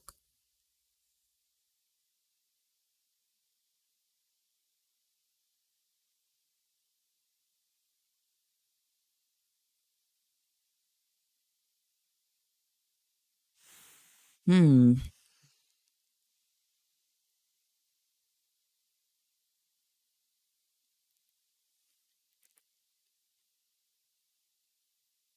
I feel like this is somewhat of a crucial moment.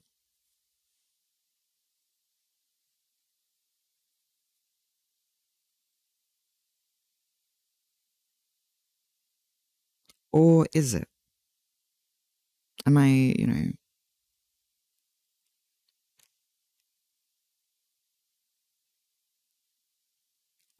No, I see the move.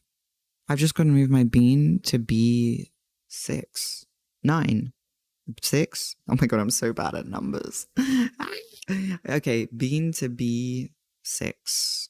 I'm really trying to learn. It's so weird that like when you play the different colors, everything's opposite. I don't know. I don't find it the easiest. I like looking at the board. I like looking at the lines, the geometry, I like thinking about takes, number of moves, but I don't like the numbers. Well, not that I don't like them. They're very useful, but I'm just bad at them. b6. There we go. Howdy.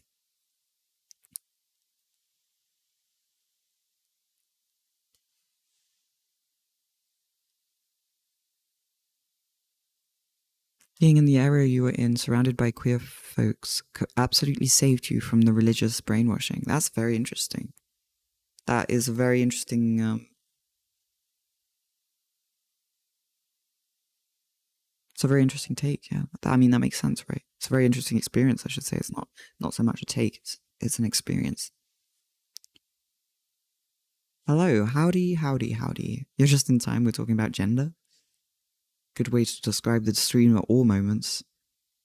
You're just in time.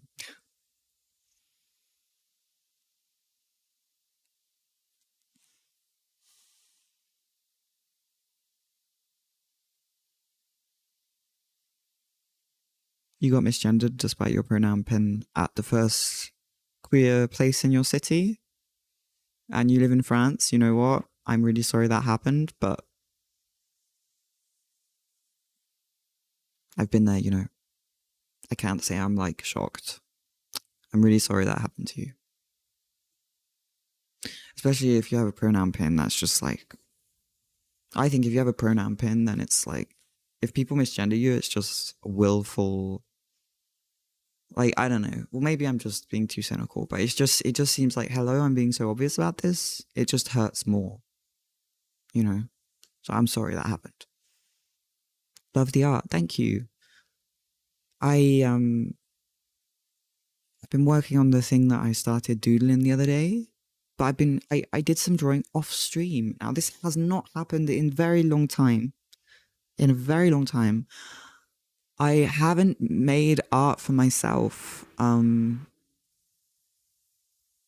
just because I want to in a very long time. So, I'm incredibly amazed that I continued drawing off stream.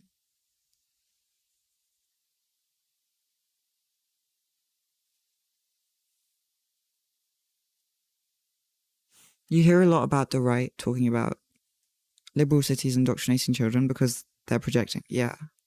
There's a lot that the right says that is projection, basically. Knight c3. Because accusing other people of what you yourself are doing, it's an abusive way of,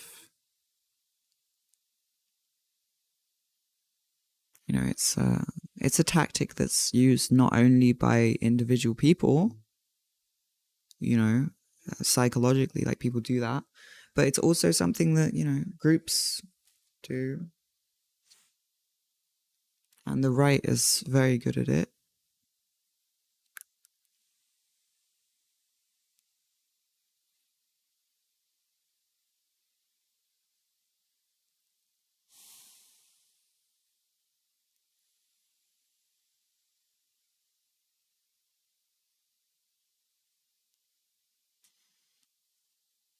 You think you've only met one person who's never misgendered you in French? I'm sorry.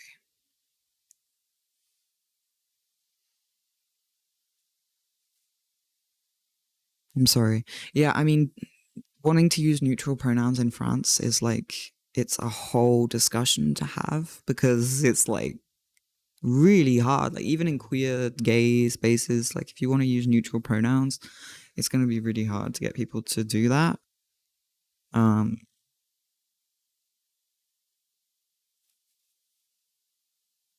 In a lot of spaces. I mean, not all spaces. In some spaces, maybe not so much. But okay, so knight to c3. Yeah, that's a cool neopronoun. Ul. That's cool. I like that. Knight c3. I think that's a lot. What a lot of people don't realize about neopronouns is that in some languages, they are completely 100% necessary and should be defended at all costs because there is no alternative for people who want to be some kind of neutral. Well, neutral, I mean, that might not be how other people describe it, but I mean, like, it's early, I haven't had anything to eat, I haven't had coffee, so please bear with me. But yeah, I just, I think, it really proves how important neopronouns are. The fact that, not every place has a widely respected and accepted neutral alternative.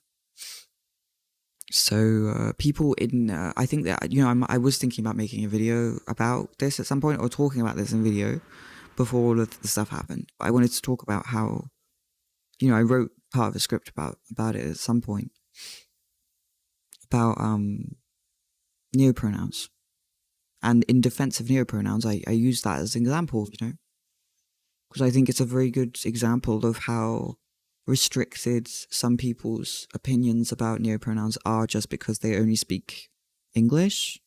And so they don't realize that, like, in other languages, like, the concept of neopronouns needs to be defended. Because some people just don't have, like, there's no, anyway. Right. I need to make a move.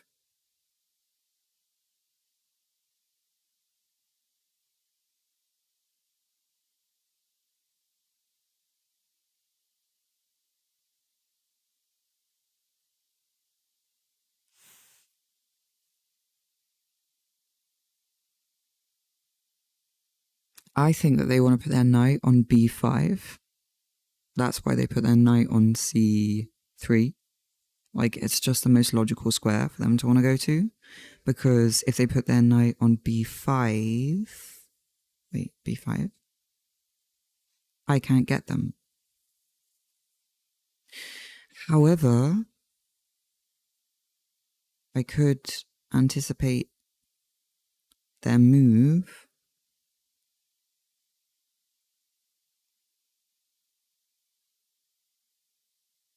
I could put my knight on c7. And that way they can't wait. They can because they're attacking it. Oh god, okay.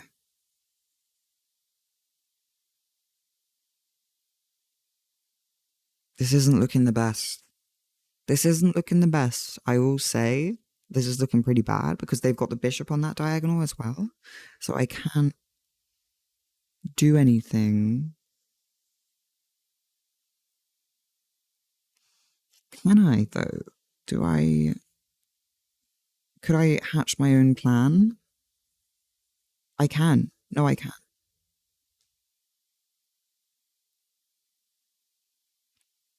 And there's no guarantee they're going to make the best move.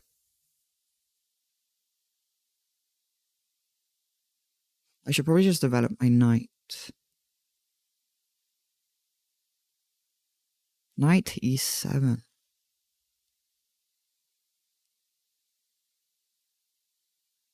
Knight to e7.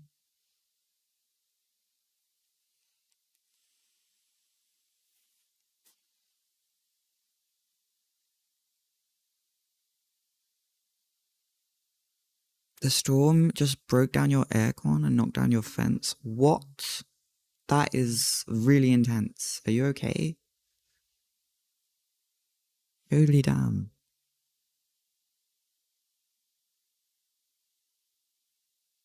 Yeah, I don't know. Yeah, people are very, very weird about neopronouns. It's very, very, okay, I am losing time now because I am thinking about the move. Like, I'm not just rambling. I am thinking, but it's hard, you know. Thinking is... I think...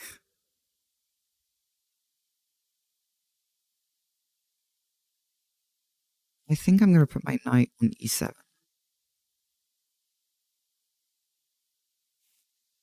I'm doing it. I gotta make a move.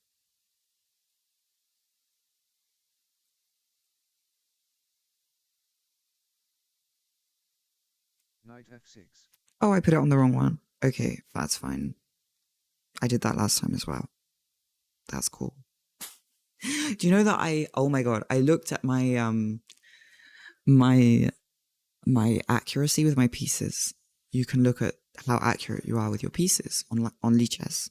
And so I looked and my accuracy with my beans is okay. You know, it was over 80. Accuracy with bishop was over 80. Accuracy with king was fine. Accuracy with queen was questionable, but the knight was just a disaster. I really need to work on my knight accuracy. Like, I'm just a mess with the knights.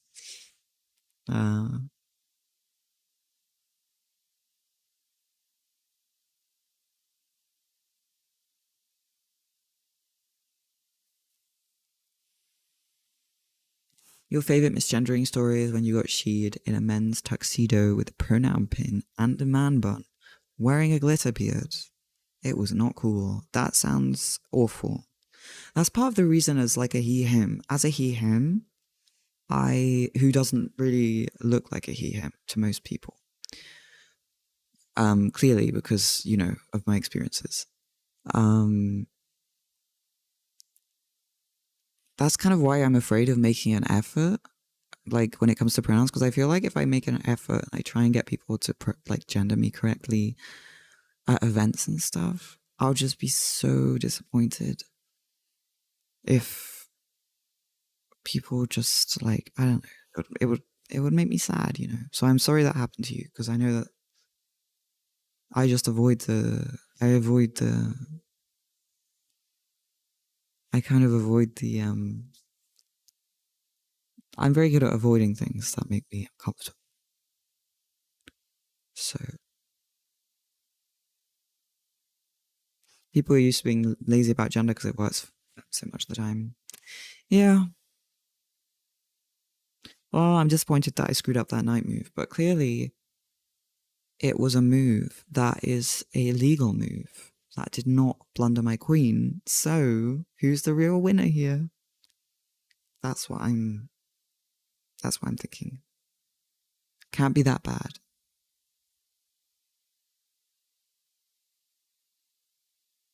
For what it's worth, you look like a he/him to me. People on the internet say that a lot, and when I've been to other places, sometimes I have been gendered correctly, like in England,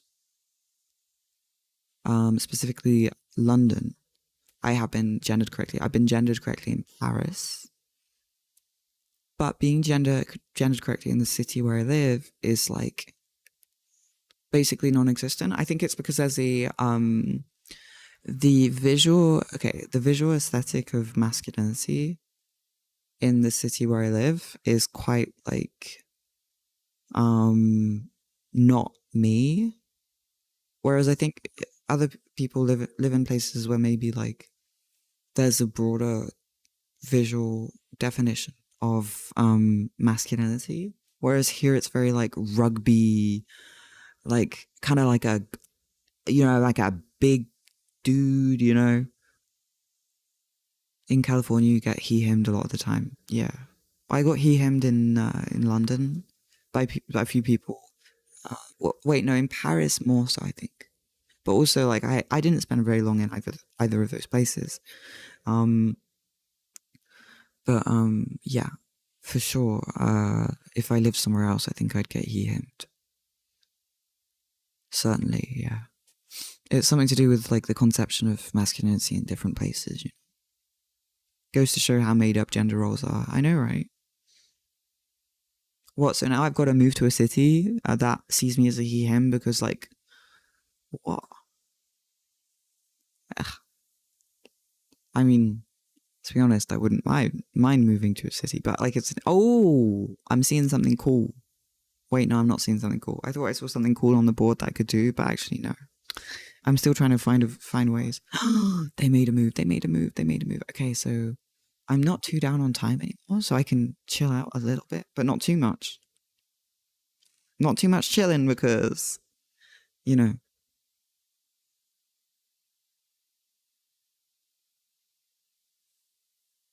it's also big cities. Yeah, I mean, my city is supposed to be mildly big, but I guess it's not really big enough. It's not big enough. It's not big enough. Okay, so they did take. Oh, I think they just screwed up a bit. Why did they do that?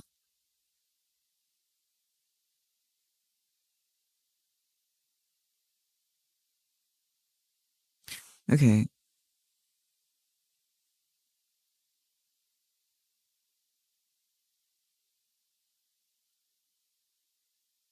I'm gonna take back. I think, yeah. I mean, I've touched it now, so wait, should be there. Yes, I'm gonna take back. I'm using like the rule of like if I touch a piece, I've got to move it. B takes c5. Because now if they take with the bishop, I just take with my knight, and they're down a full piece. So, unless I've missed something, which is very possible. France is so centralized that only Paris is really big, to be honest. Yeah, that's so true. That is really true.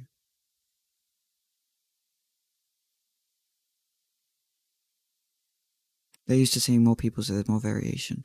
Yeah, and in clothing style as well, clothing style, general disposition. Yeah, for sure. I would like to eventually end up in some place like that. Right now it would be kind of useless because I can't even get around. But, you know, the dream, you know, the he-him dream must be believed in. Short He, him. castle. Oh, okay, we got a castle. This is a big move. This is a big move. This is a big decision. So they didn't think castle that. Okay. Well, I think that that might have just made their king a little bit weaker. In my opinion, it is just my opinion, so it might be wrong. But I have a light squared bishop on a beautiful diagonal. If I move these two beans, which I can move, like it can happen, that leads to the king, and I can move my queen one square, one, and just be on like that diagonal. And there's no one protecting this square up here. Or this square. The only piece protecting this square is the king. And no one's protecting this one over here. So I'm thinking that, you know, this doesn't look too bad for me. Unless, you know, I'm missing something.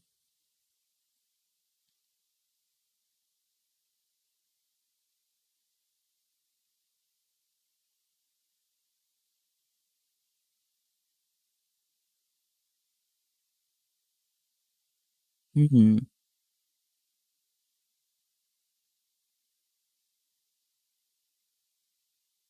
And now I could castle. But do I want a castle? I don't think so, to be honest. I might actually just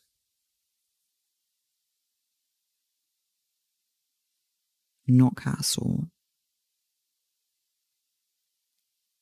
It would be nice. I mean, I think it's interesting to have my rook on that, like, on that file right now. I can't see a good reason to remove my rook from that file. It leads straight to the king. Maybe this is a misconception, but you feel like the south of France is more homophobic. Yeah. You know, people have said that to me too. Other people have said that to me. It's possible. It's definitely possible.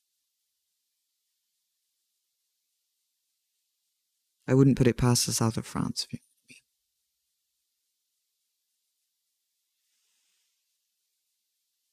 what I mean. I don't know much about the north, to be fair. Um.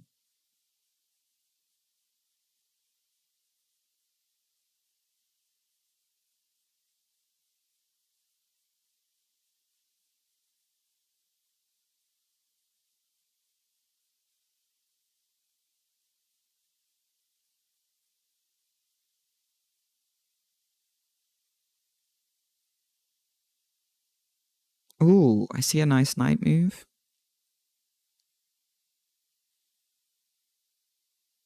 I see a nice knight move. I might move my knight to g4. You know, towards the king. It's always a good thing. Can't be immediately at. How can they threaten my knight? They could move their bean to h3, or they could move their horse, opening up a discovered attack by the queen. But if they move their horse, I mean, I could just take their bishop. I think it's an annoying move to deal with, so I'm gonna do it.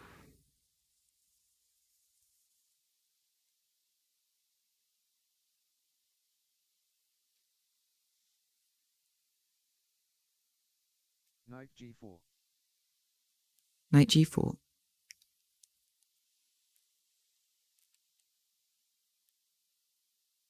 Your cousin, who wasn't even trans, used to get mocked by family members because he had long hair. Oh my god. And it's funny because, like, I don't know, having long hair is kind of nice, you know. I mean, there's nothing wrong with having short hair either, but like, there are benefits, logical, like, even in the summer. Like, I used to cut my hair in the summer. Recently, well, I haven't really been able to go to the hairdressers, or like, I used to go to like quite a cheap hairdresser, queer hairdresser, but I can't really go anywhere. So I cut my hair myself, but I don't do it too much because I'm not really a hairdresser, and so it would end up looking really bad. So I've just let it grow. And it turns out, you can run your hair under the cold water on a hot day, and the hair stays cold for a bit, and it's nice. I mean, you have to do it quite a lot when you have long hair, but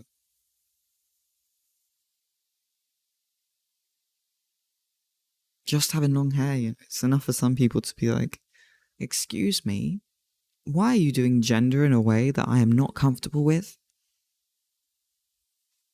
And it's like, it's hair. I'm not, it, who said anything about,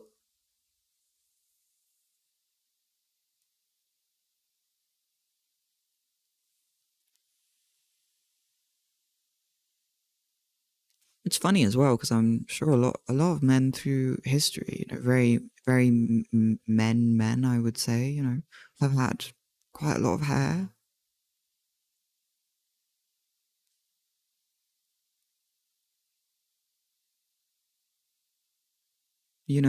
It's very strange. Very, very strange. Like, I'm pretty sure, like, a lot of manly, yeah, a lot of manly, symbolically manly figures throughout history have had more hair than just a short little, you know. I love having long hair too. I love it. The only problem is that I wear so much black that nobody can tell how long it is. But it is long.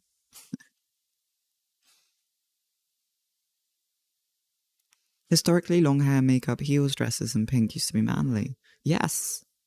Like, literally, that's not even like.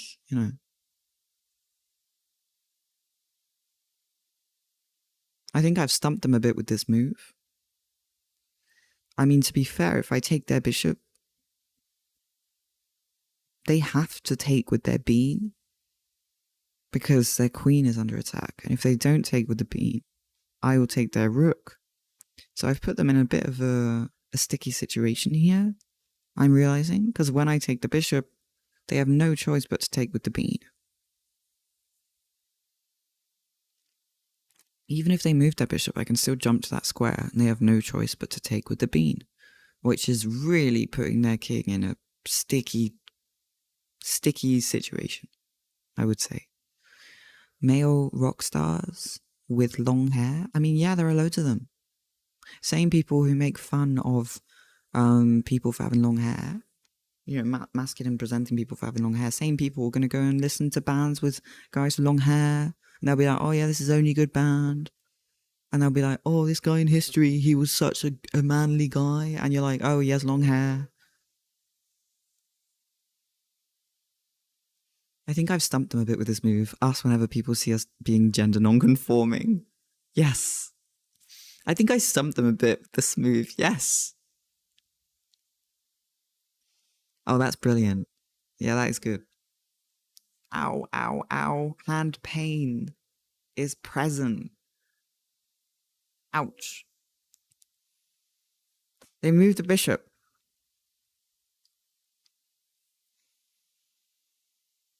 Oh, they defend the square with the bishop, of course. Well, fair enough. I'm just going to leave my horse there then.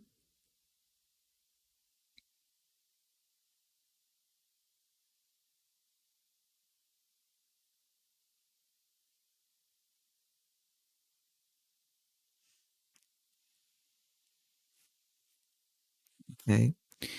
Um, Probably need to get my other bishop involved. B7 looks like a good square. So I have fianchettoed both my bishops. Of course, of course. Why wouldn't I?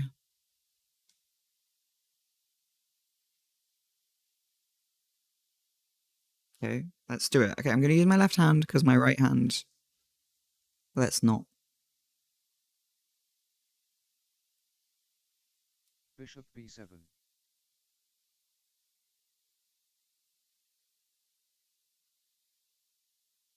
A lot of people who enforce gender really rigidly, like a lot of music by people they'd bully for not doing gender properly. Yes. Yes. 100%.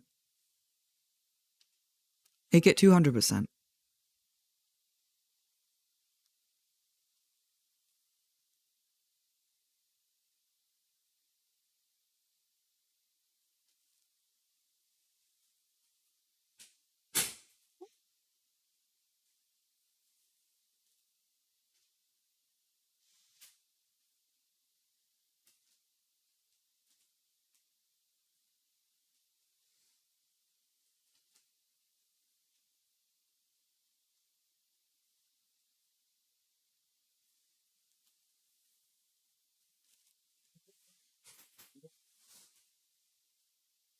It's okay, it didn't break. It didn't break for real.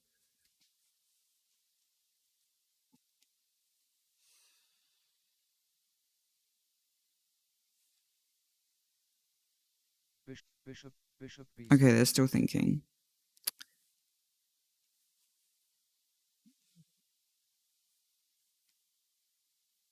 She's waking up. About 11 a.m. She's waking up.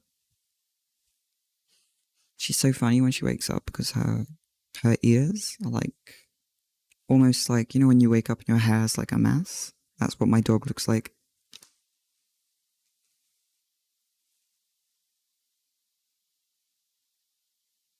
H3. Someone tell me what's going on with these ears here? We've got. Did anyone see that?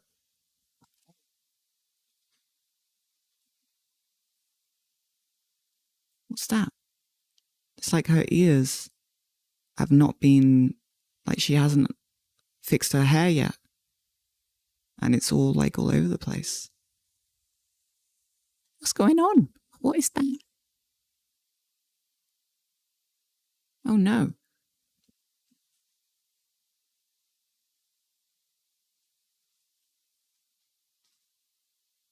There we go. That's so fun.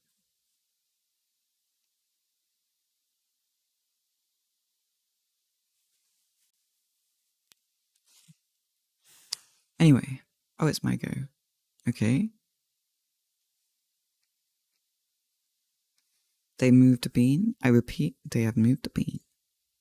Threatening my horse. At least, like, Dad, stop embarrassing me. Yeah. Oh, she's so cute. Look at her little face. Anyway,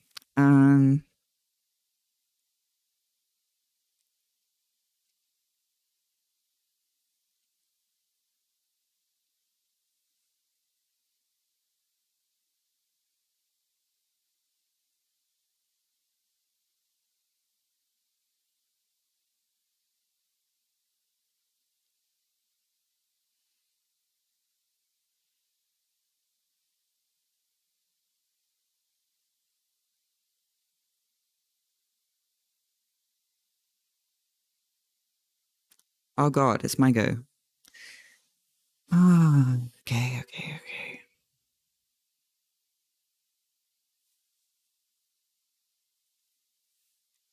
It's my go.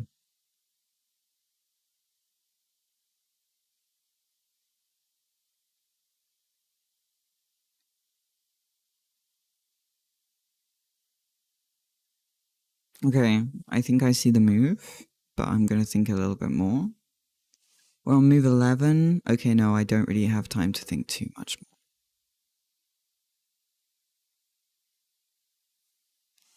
more. I don't have too much time.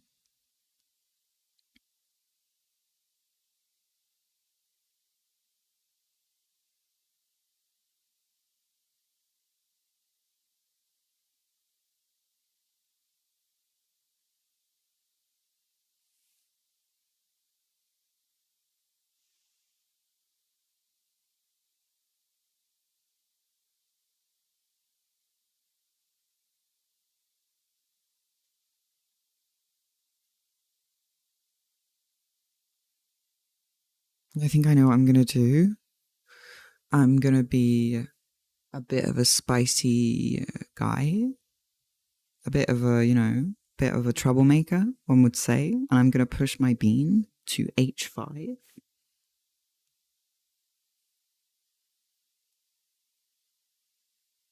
H5. So that means if they take my horse with their bean, I take their bean with my. So I'm sacrificing my horse. I take their bean with my bean, and then I'm threatening their horse with my bean. But I've also got an open file all the way to their king, which just seems pretty damn good for me because my queen is also on a very nice open diagonal going over to that file. So I just don't see how this could be bad. Like, if I castle queenside, do I even want a castle? The French dub of She-Ra made double trouble to a girl. Yeah. That is messed up. I don't know if I knew that because I didn't watch the French dub. That's awful. They called them Troublina. That's actually really bad. That could be that's actually really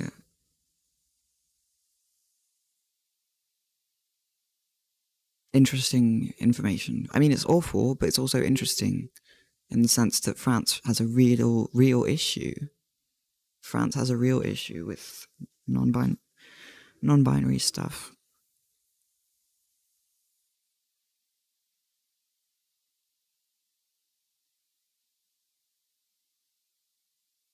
And we were talking about the neopronouns, right? The neopronouns, so French non-binary people, for example, have a really hard time getting their pronouns respected, even in, LGBTQ spaces and stuff. And then, stuff like this happens as well. You've never even seen She-Ra, but you're angry. I've seen it. I have seen it. I thought it was good. I had to turn down the saturation on the screen because the colors were like actually kind of. I don't know if I have like an issue with my head, but it was too much color for me. But it was a really good show. It's a very good show.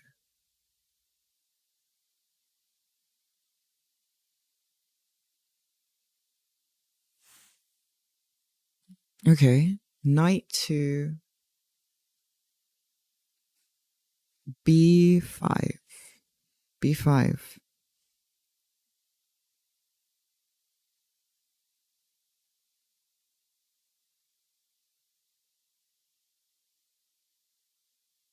Okay, well, immediately I see that they have a check on me.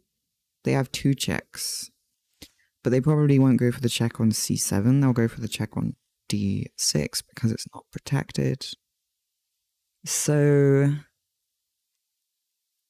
I could either move my bishop to defend the square, or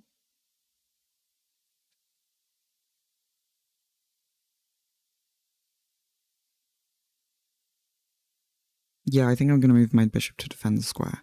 Like, I could just fly in and take this bean up here because it isn't defended right now. But also, I just feel like that's just a silly move because then I still have the issue with the with the potential check. And they win a bishop with that check as well. That would be a fork. So I'm going for bishop to f8. Bishop f8.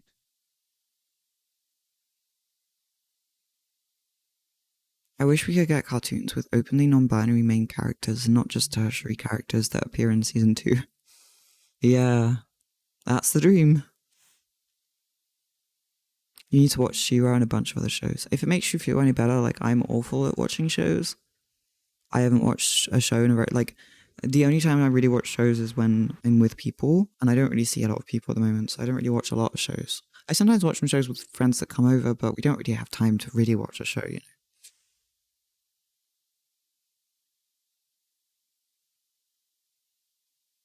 But yeah, I just play chess at the moment. Well, not just play chess. I play chess. I'm trying to do some art. I'm trying to get back into music. Um, I I do chores. I mean, chores really do represent a lot of my time and energy spent. Like, if I disappear for a day, um, your drawing looks like a pregnant rock star guy with long hair and a fur coat. Well, that's kind of what I was going for. So honestly, I do, I do appreciate that comment because that's kind of what I was going for. We should do watch parties on Discord. Yeah, I mean, H takes G4. watch parties are good. I end up always never showing up because I'm like, oh, I can't stand screens. I don't want to look at a screen because I look at screens so much. I think that's why I'm not watching stuff. But watch parties can be fun, actually, especially if there's no pressure to really be too involved. If I can just hang around in the background, that will be fine. If I can play chess and just kind of follow from a distance, I'll be there. Yeah. Okay, so I am down. Okay, so they take my horse, and so I'm gonna take their bean because this is part of the plan that I already have considered. H takes G4.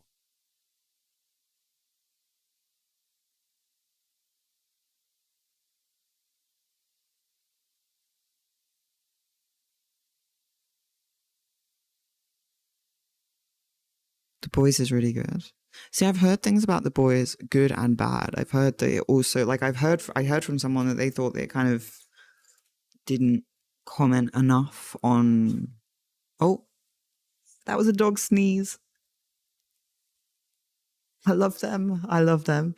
I love it when she sneezes. Yeah, I'd be interested in maybe checking it out because I've heard mixed opinions. So I love it when there are mixed opinions about a thing that's very popular. I'm like, oh, I must inquire. Right, I'll be right back.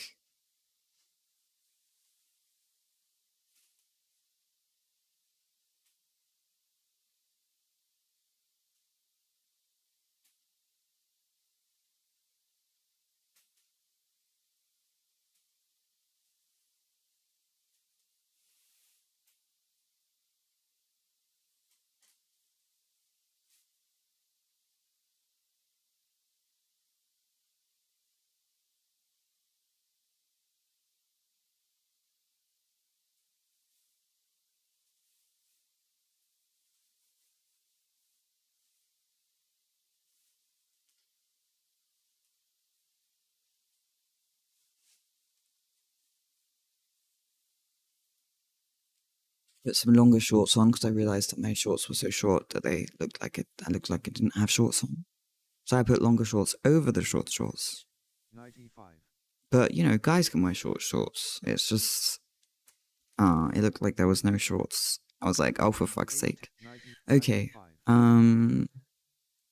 Okay. Knights. Okay. Do I need to worry about this?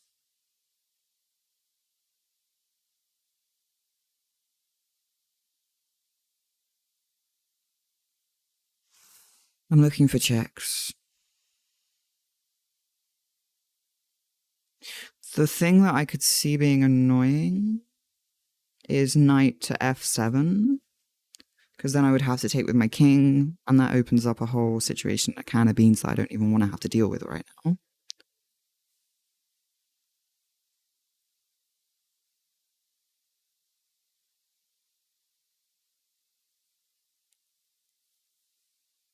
Um,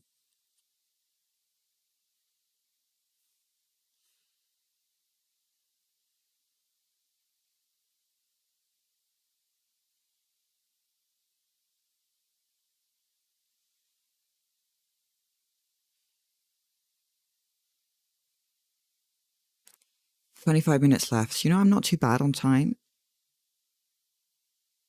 I think I'm going to move my queen.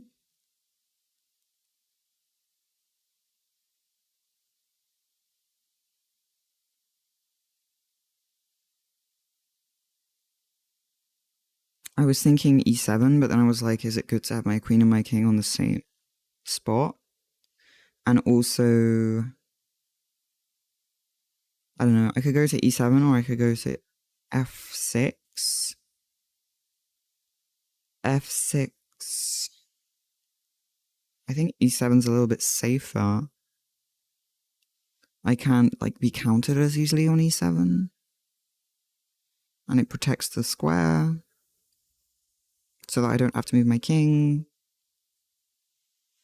My queen would also be on a really nice line to then access the H file if, you know, stuff does happen. If stuff gets nasty. You know what I mean?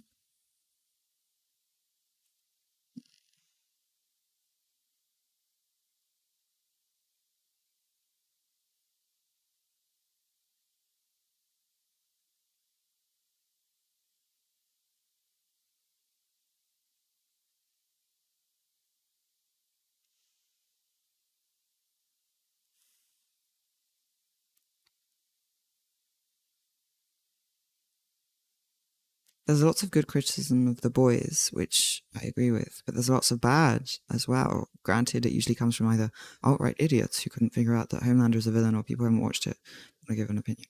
Oh, interesting. I mean, I haven't really looked into it, so I can't really. I haven't watched it. I've just heard opinions.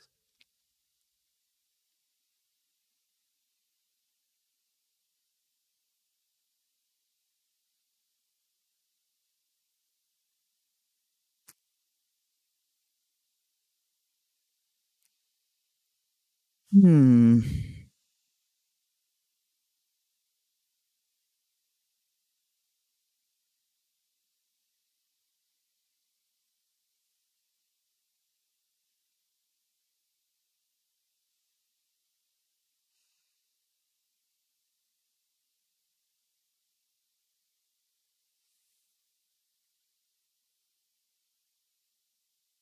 I think they want to take my bean.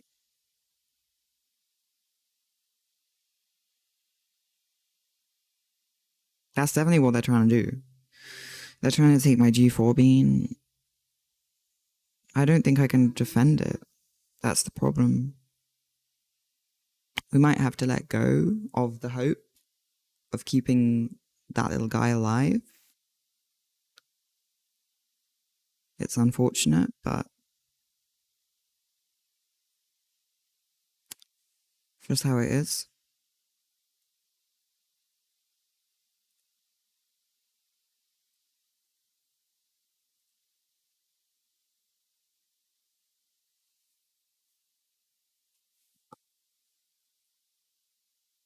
Might have to let him go.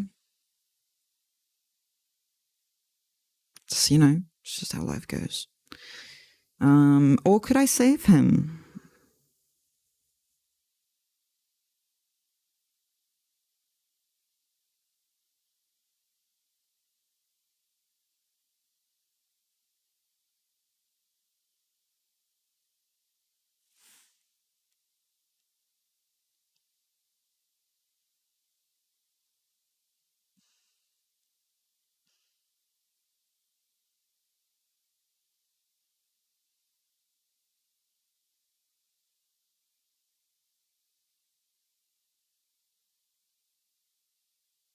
I mostly want to get my queen over to where their king is. Like, I need to do it. It needs to happen.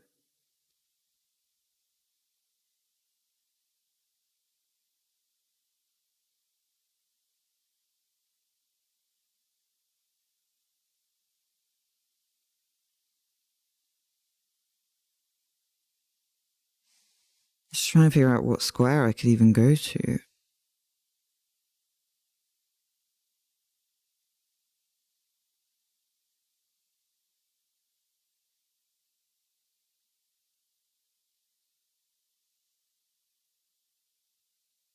Or I guess I could just threaten their bishop with my horse. I mean, my horse is pretty useless right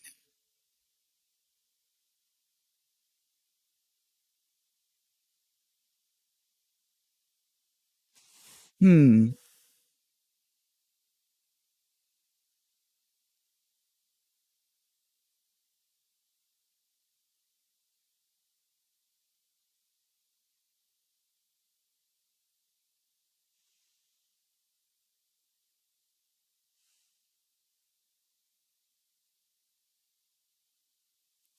Okay, I'm gonna do something a little bit out there.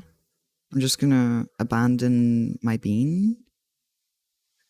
And I'm doing it. I'm doing it. I'm putting my bean on d5. When I say abandon my bean, I mean the guy on g4 is just dead. I mean, I don't see how I can save. D5.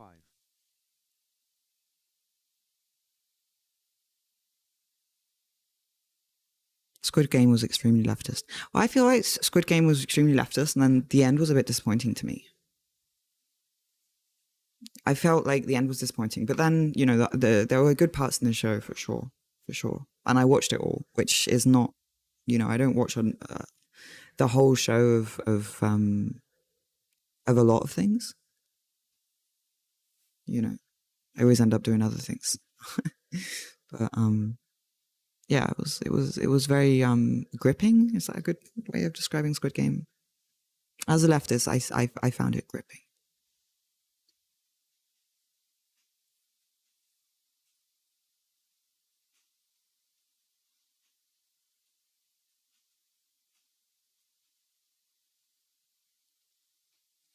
Right, I'm gonna take my painkillers. That's a cheeky little gambit you've got there. Why, thank you. Thank you. I'm quite proud of it myself. I'm not too disappointed in myself yet this game. I have kind of just given away a knight, but I feel like opening the file on that king was worth it. If I can trick them into letting my queen anywhere near that file, it will be good night and checkmate.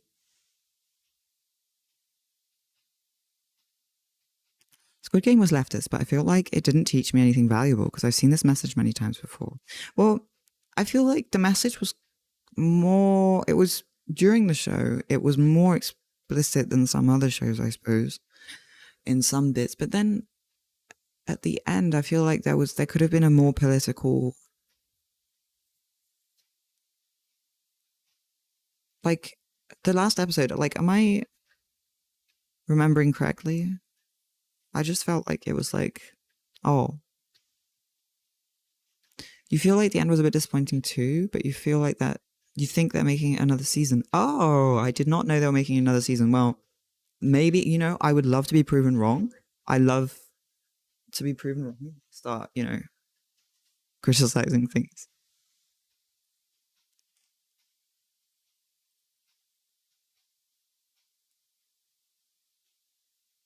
Knight takes G4.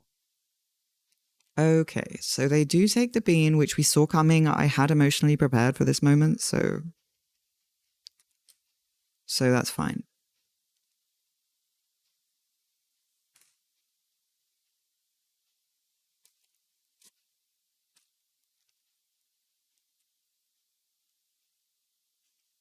And a Squid Game game show?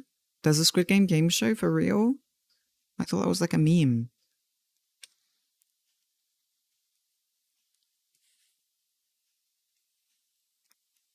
That being said, it had a wee bit of homophobia in it. Yeah. I don't know. I can't really remember. It was a while ago, and also I was probably D5. not Knight takes G4. as concentrated as I. Okay, hang on. So they've taken the knight, the bean. Sorry, not the knight. Okay, this atmospheric music is getting too weird for my chest playing right now. I'm gonna need something.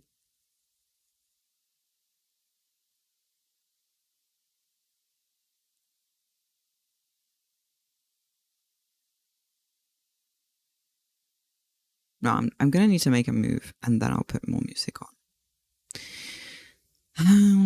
Let's see.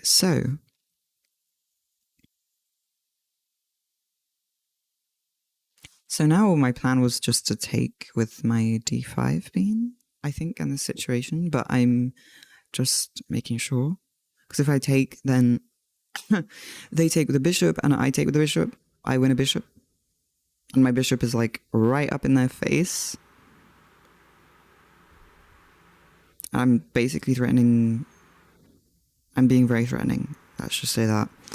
Um, but do I do it now? Do I move my horse? No. My horse is kind of stuck. But moving my bit.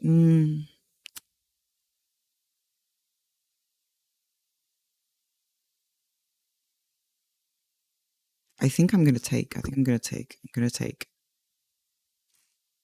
I'm gonna take and see what happens. D takes e4.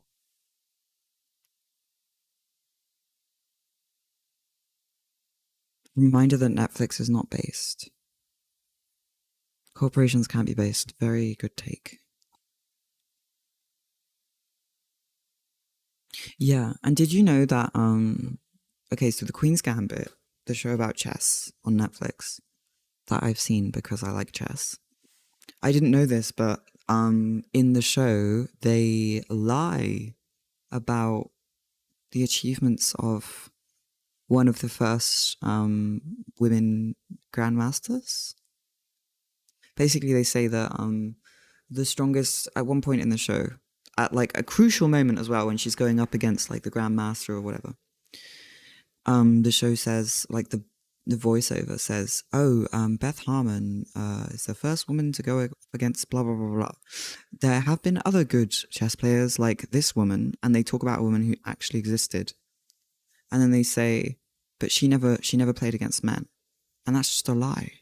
And this woman's still alive. So Netflix put in the show the Queen's Gambit, like they basically just like made it seem like her achievements were much lesser to hype up a fictional character that they created. And she got really mad about it and she's taking them to court. So yeah, she's actually suing them. This chess player. She's like I I don't even know if she plays chess anymore because she is probably like 80.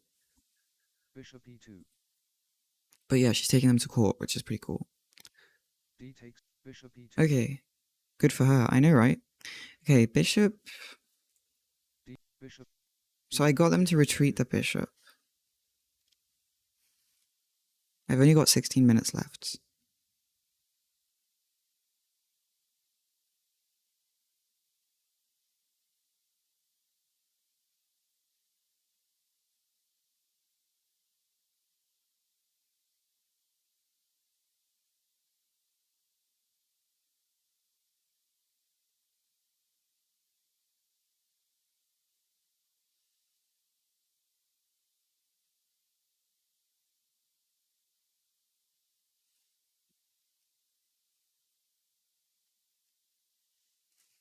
I'm going bishop d6. Bishop d6. Oh shit, that hangs my bishop. Oh dear. See, I'm in time trouble a bit. Well, maybe not, but maybe I'm starting to feel like I am. That's not good. That's not a good move. But maybe I can make it work. I mean, they do lose their knight if they take my bishop.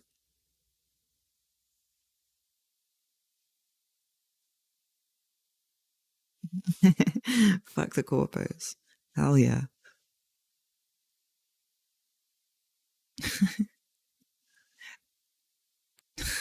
I love the fact that the upside down no Jeff emote is actually getting use as well. It's kind of funny to me. Jeff in this case represents all corporations. Yes. Yeah, that's kind of symbolically why he is an emoji. I just feel like his face represents a lot of things, you know? His face his face represents many aspects of the world that, you know, I'm not personally enthralled about, let's just say.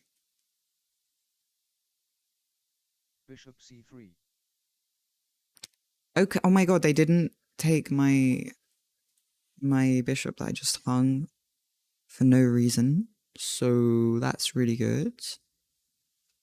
I wish I could have more light on my face, but also it hurts my entire face. Ugh.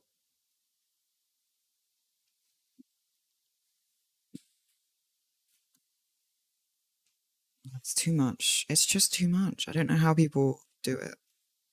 The strong lights. Okay.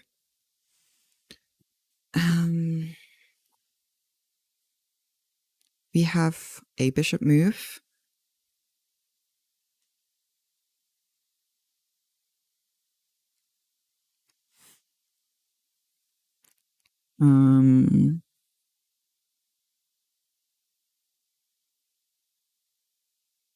That is a threatening move indeed. They are trying to take my castle there.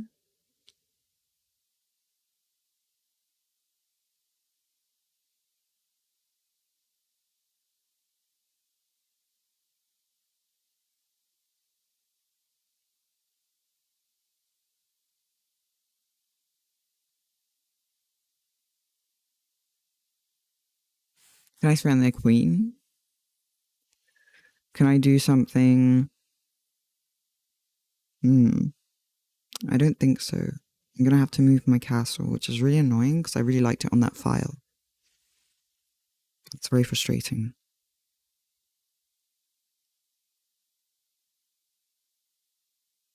I could just move it up one square. But then do I run into another problem?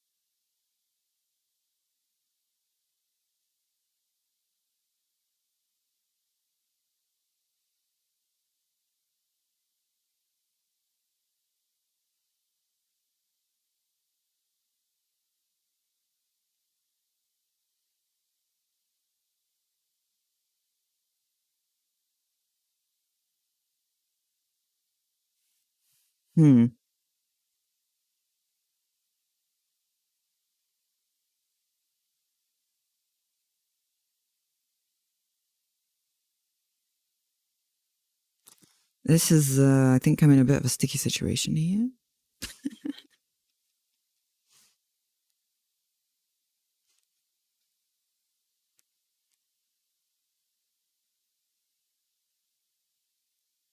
Do you have anything to diffuse the light? I don't.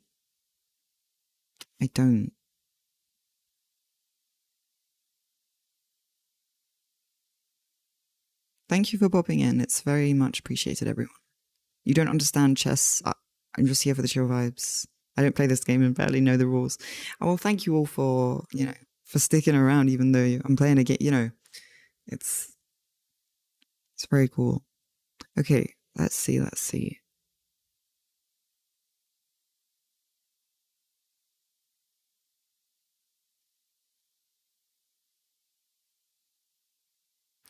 Yeah, I've got to move my castle because otherwise they just take it. And I just don't see that being a good thing.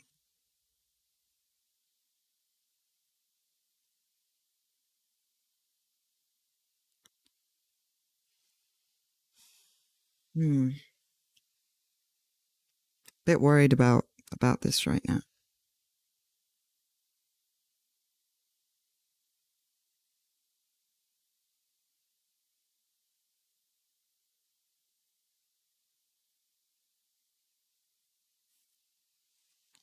I'm gonna put my castle on h5, which looks awful, but Rook h5.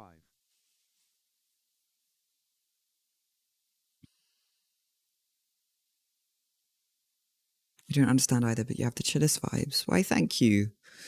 I'm hoping, to keep the vibes as chill and good as possible. Oh yeah, I was gonna put music on again.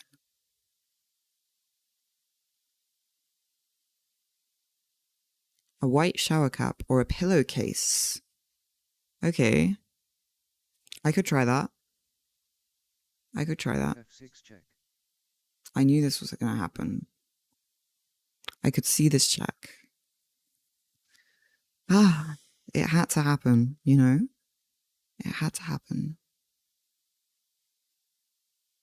We've only got 10 minutes left as well.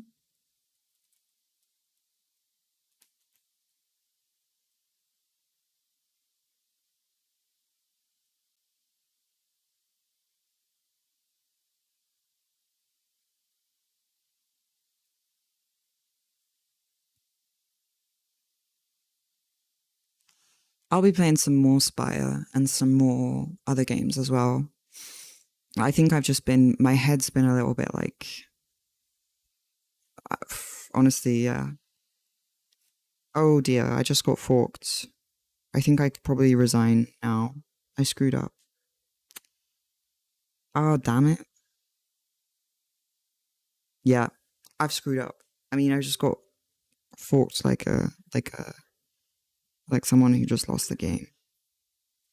So yeah, the knight's threatening my rook and my king.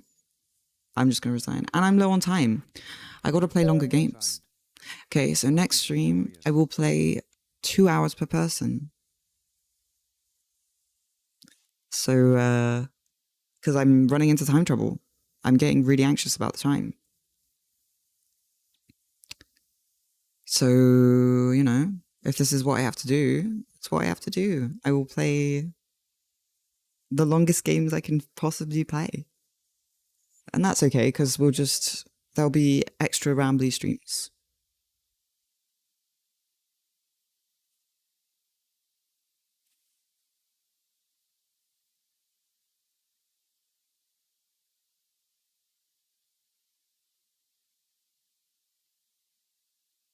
Right, I'm gonna go and have something to eat because I haven't had anything to eat this morning because I accidentally started streaming.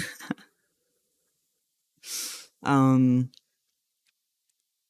I'm gonna go and have some powdered meal, some nutrient paste, as we would say in RimWorld.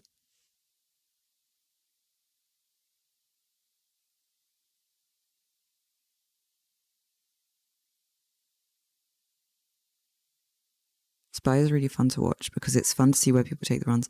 Yeah, I mean, I was having a really good time with it. I'm excited too.